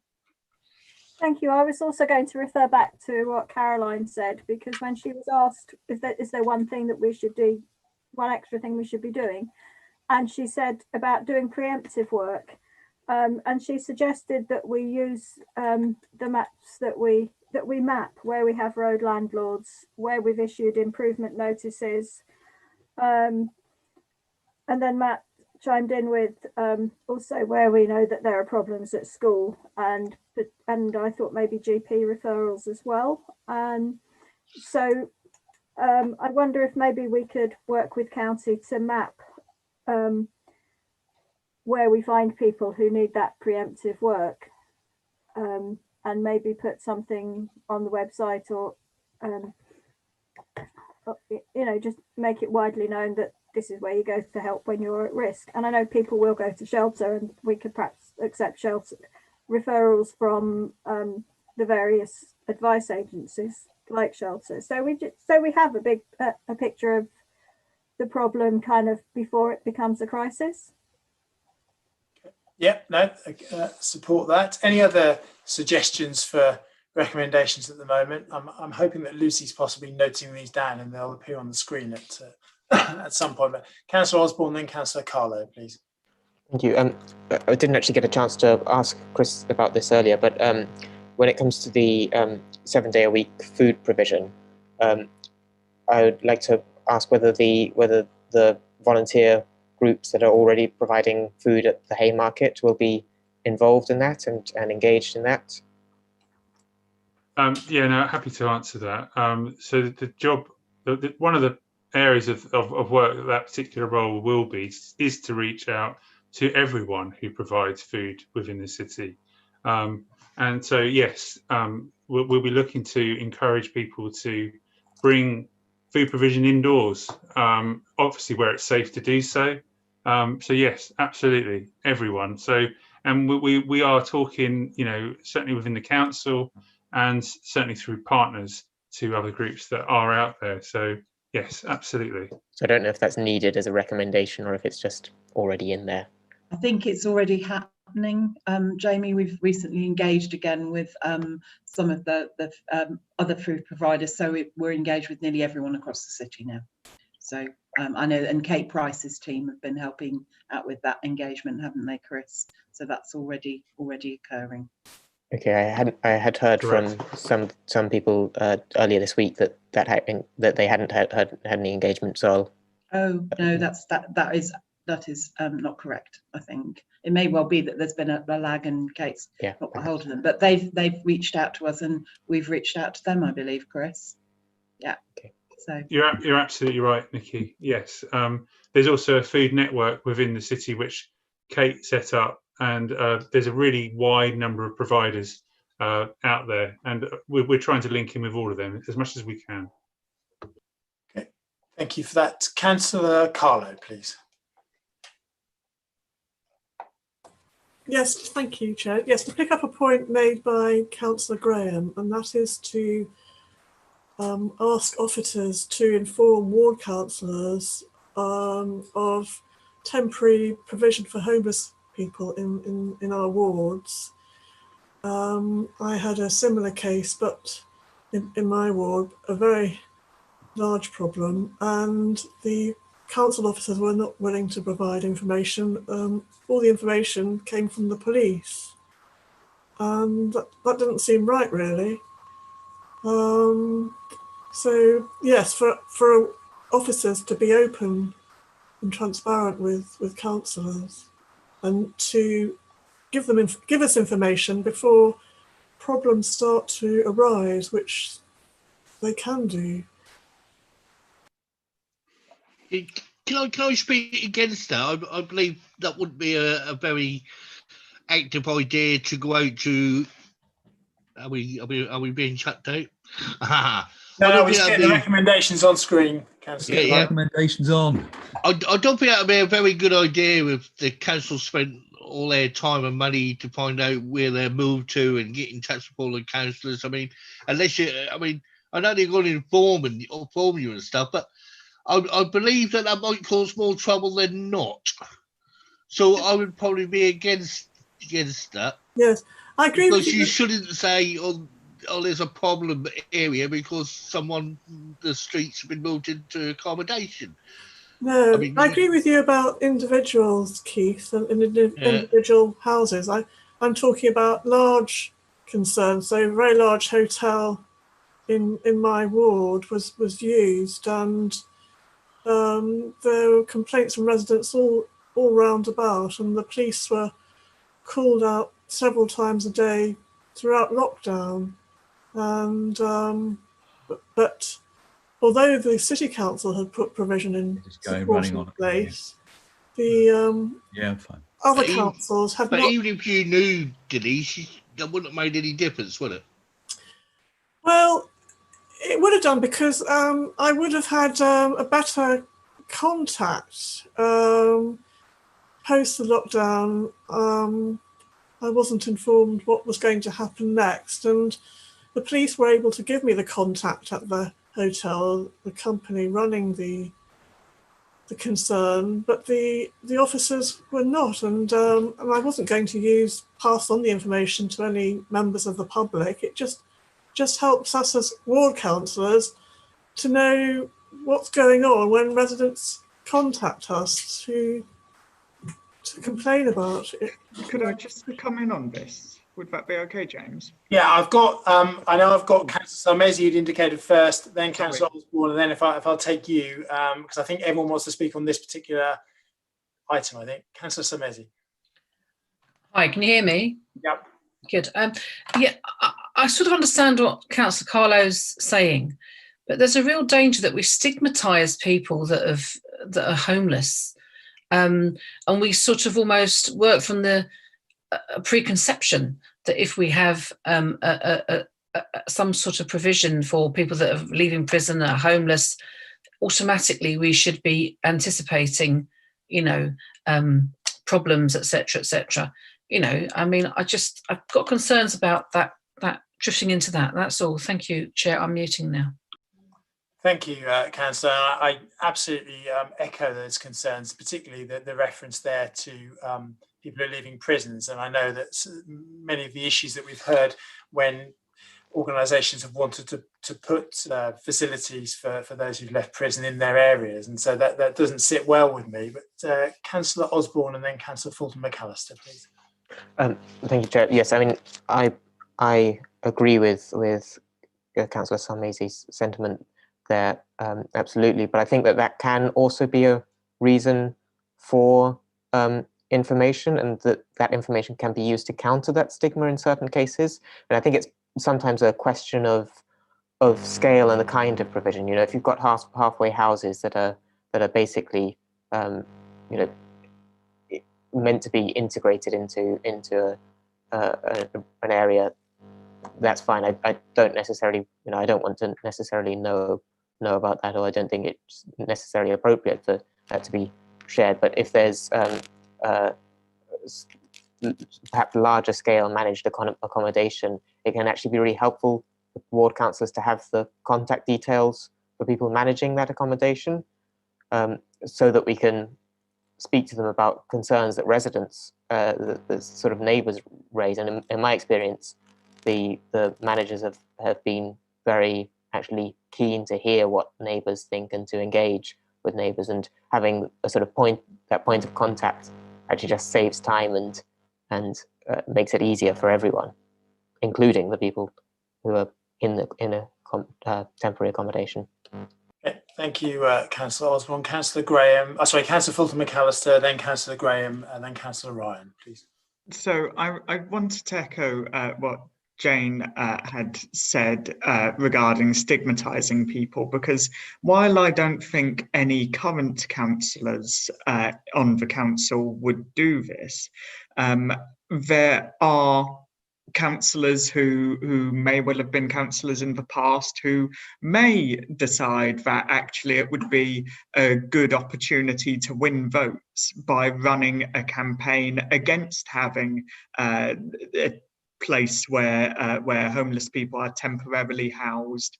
And actually, I think there's a big danger to this.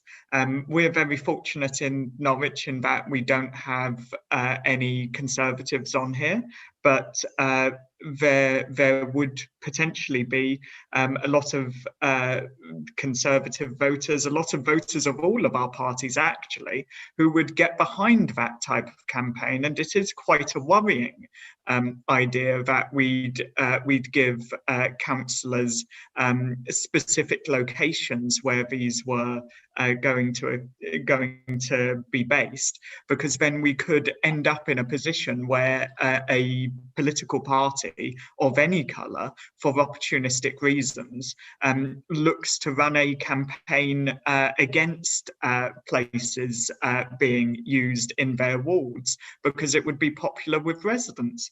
We've seen campaigns run against social housing in certain wards, where residents feel that they may generally be in favour of social housing, but not in my backyard. And frankly, I think that it would be a slippery slope that we'd be embarking on. Thank you for that. Councillor Graham next, please. Thank you. I take your points, but we're talking about below the line information that councillors would not leak. But also, it's not all about objections and problems. You know, people like to know who's around, and you know, and if you know that people are going to be nearby who have difficulties, you might actually want to help. You know, in a facility that's in my ward, residents have moved from objecting to largely supporting and helping, and because they've had really good liaison, and because they know how to report a problem, but also how to make donations, how to support. Obviously, that's not going to happen below the line either. But we're talking about giving information to elected representatives. So I'm not sure that the objections carry, how much weight they carry, really. Thank you. Councillor Ryan. Councillor Ryan, you're muted. Sorry, Chair. I fully endorse what Councillor Fulton McAllister says. I don't want to stigmatise anybody in my ward. And to be frank, I can't support this point 8. Okay, thank you for that. Councillor Stoutley.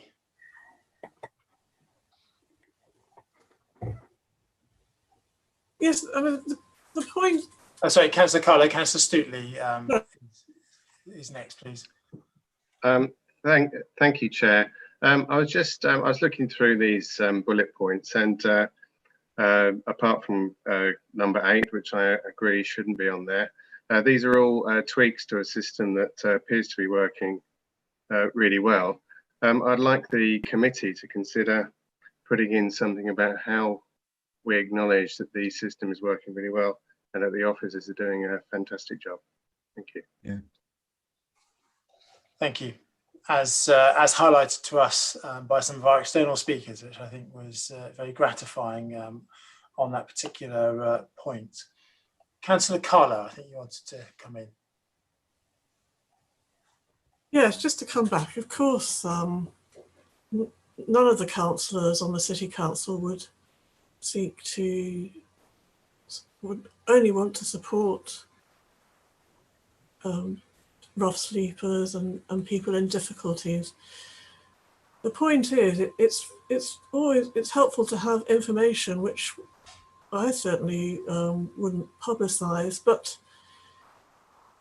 the situation, if it spills out onto the street, it does become public.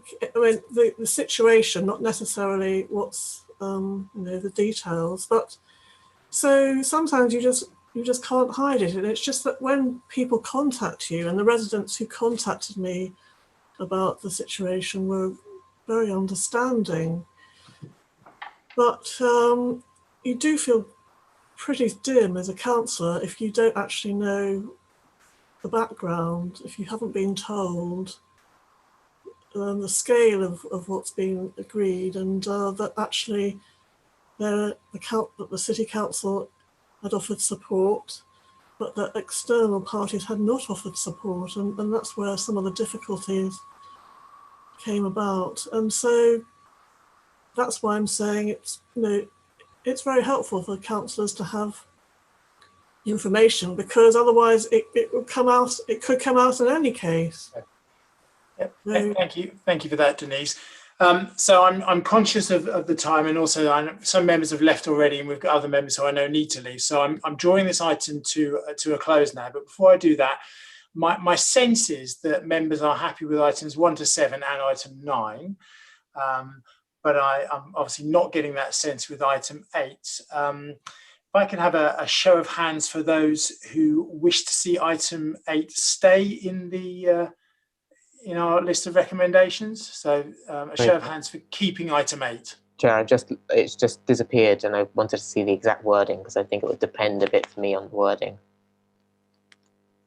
It would depend on wording for me as well. I mean, it would, if you're talking about a large establishment, I think it's reasonable to tell ward councillors under the line, not necessarily because of problems that might occur, but also to assess the adequacy of the site for that use. That's right. It's a large establishment. Of 60 to 80 beds. It's very large. It's not. So if the wording was something along the lines of to provide councillors with a confidential briefing of for establishments that are of more than 60 beds, I think there's an issue with. Yeah, but is it a 60-bed hotel or 60 homeless people in there, or one homeless person in there out of 60 beds? I think we should get rid on it completely, and I think you're about to take the bill, James. Lucy, is it possible to get it back up on the screen, and also for you to be able to see? No, sorry, I can't have it on the screen and see everybody's show of hands at the same time. Bear with me a sec. Could somebody post it in the chat, maybe? Let me just tweak the wording very slightly to what you just said, and then I'll pop it in the chat. So bear with me for 2 seconds. I mean, ultimately, if someone was to break confidentiality of something given below the line and run a hate campaign, then that would be a matter for standards committee, wouldn't it? I mean, for action to be taken. If it's a hate campaign, it would be the police. While Lucy's doing that, can I also suggest a slight addition to Councillor Stuteley's recommendation, which I do endorse, but I think that as much as the council can do, we also need to recognise that we need more funding and a change of policy at national level, because there's still people sleeping on the street no matter how much the council does. Councillor Stuteley. Yes, thank you, Jamie. That's a good point. And actually, we could add a further bullet point to ask the committee, cabinet, and others to continue to lobby government for additional funding. Yeah, I'd support that. And a change in policy as well. I think the site Councillor Carlo is referring to is mainly being used by other local authorities and the Home Office, wasn't it? Or the Serco on behalf of the Home Office. So no, it was the City Council was the main one. Only for a brief period, though. Well, for a few months, yes, during the lockdown. That's okay. That wasn't my experience working with people that were. Yeah. So for the benefit of members who haven't seen it yet, in your chat is what item 8 currently looks like: to provide councillors with a confidential briefing of establishments with more than 60 beds that are providing temporary homeless accommodation in their wards. With that wording, who is in favour of keeping that in?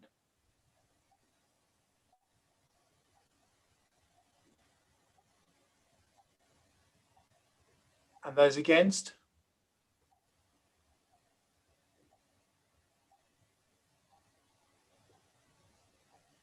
I think if I saw that correctly, that's lost. Is that right, Lucy? Yeah. Yep. So we're removing item 8, but members are happy with all the other items, and we'll put those forward to Cabinet as recommendations. Lots of thumbs up there. Thank you very much. And let's move on now very quickly to item 7, which is the recommendations for the LEP, and that is on page 33 of your report. The recommendations, this obviously relates to the meeting we had in September, and thank you for Councillor Sarmezi, who earlier on reported just a minor drafting issue with the report there. We had the meeting in September, and the recommendations were in October rather than October and November, I think, as it says in the papers there. But on pages 34 and 35, we've got a series of recommendations from members. Does anyone have any comments on those, or are we happy to adopt those as recommendations to Cabinet?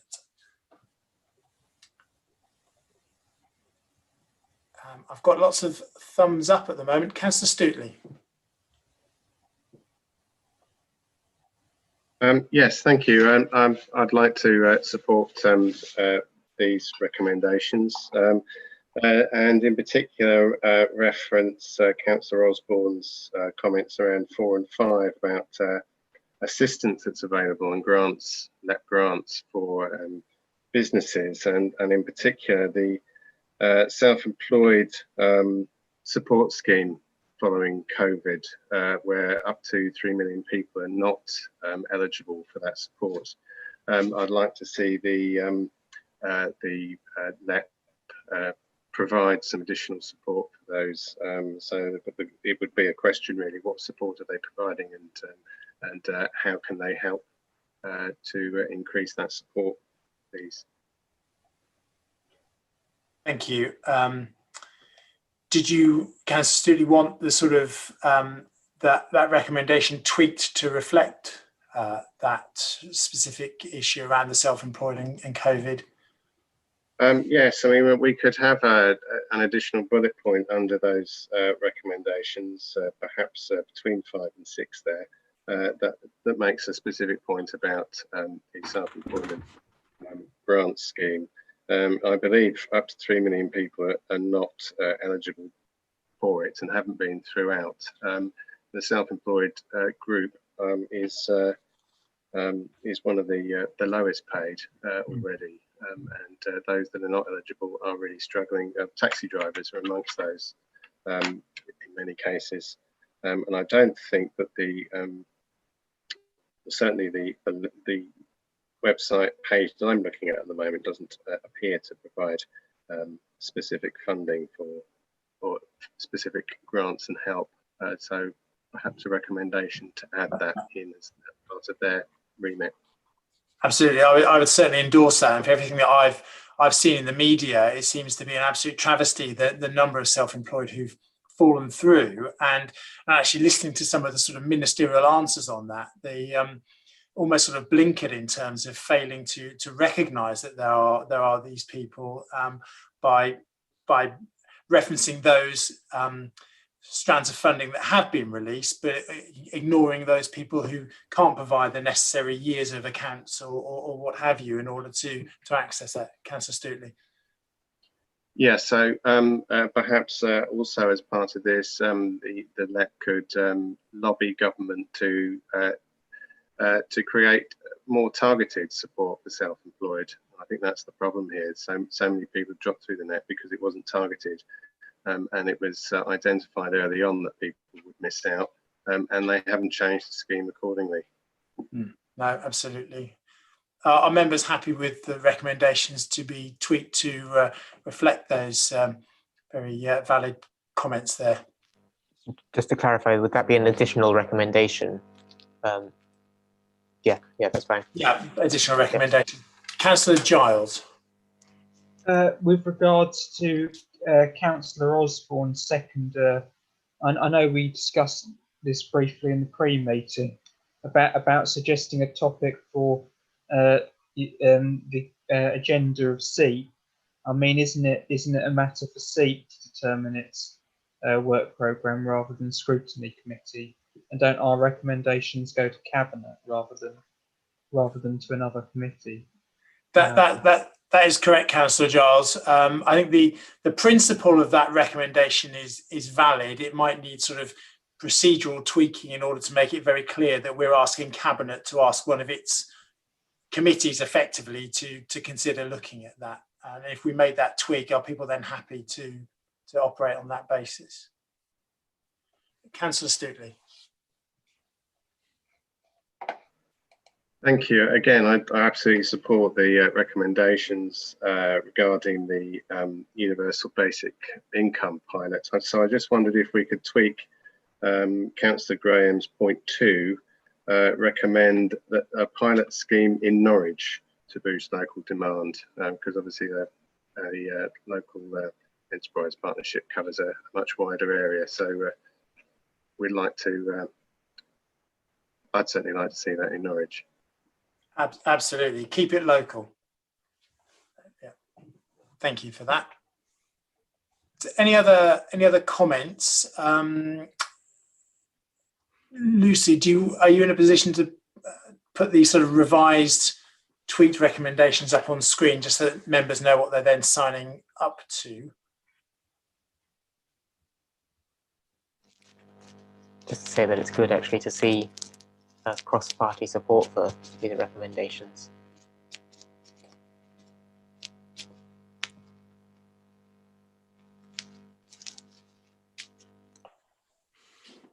Oh, come on.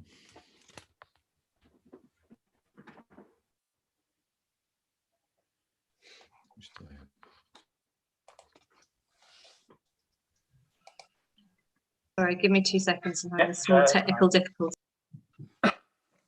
Council ought to buy you a brand new computer, Lucy. Is that a recommendation, everyone?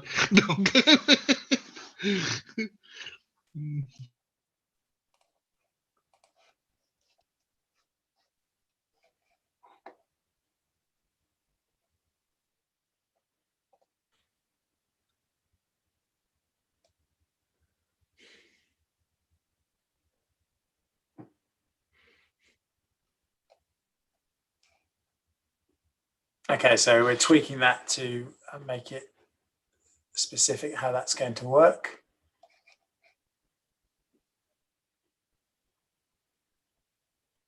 Yeah.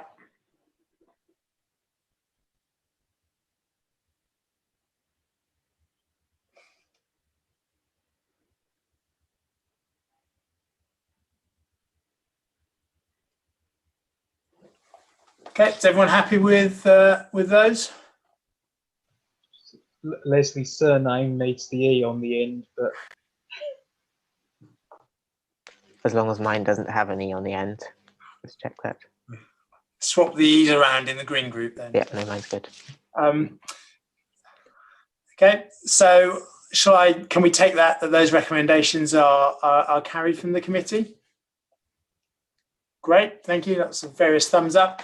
Let's just, before we finish the meeting, just go back very quickly to item 5, which is our work programme. Just a quick couple of updates on that. One that relates to the short-term lets item. I've not yet heard from Chloe Smith's office. Clive Lewis's office have been in touch. They've not yet been able to provide a detailed response, but we will hopefully get that for the next meeting. I've also suggested to them that if Clive's parliamentary diary allows, then we'd be delighted to take a sort of verbal update from Clive on that item. And for our December meeting, if Adam Clark is still with us, Adam, if you could give us a quick sort of update on the discussion we had, the brief discussion on what the Equalities Information Report will look like.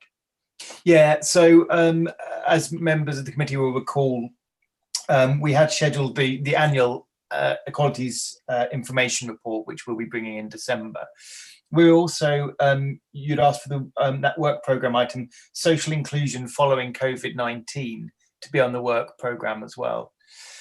Looking at that, in terms of the scope that was originally set out, there's not a lot of overlap with the discussion had around community enabling and community participation, which you had last month. And mindful of demands on officers' time, I was going to recommend that what we did, especially given that we are obviously still in mid pandemic, that we use the Equalities Information Report along with some of the emerging national data on the impact on different groups within society, to use that as the platform for the discussion around the possible impact and impacts on poverty and deprivation ensuing from COVID-19. So rather than writing a completely separate report on social inclusion, use the data that's there, as I say, some of the national evidence we've got around some of the emerging patterns, and use that as a basis for the discussion around what we think the likely impacts are, and therefore some of the possible mitigants. Thanks very much for Adam. That makes sense to me. Any comments from members on that, or are we happy to sort of operate on that basis and look forward to receiving Adam's report in December? Yeah, thumbs up. So on that note, I think that's everything finished for the meeting today. Thank you all very much for your time. Thank you to our guest speakers who've now left us, and we'll be back again for more scrutiny in December. So thanks very much. Thank you. Good night.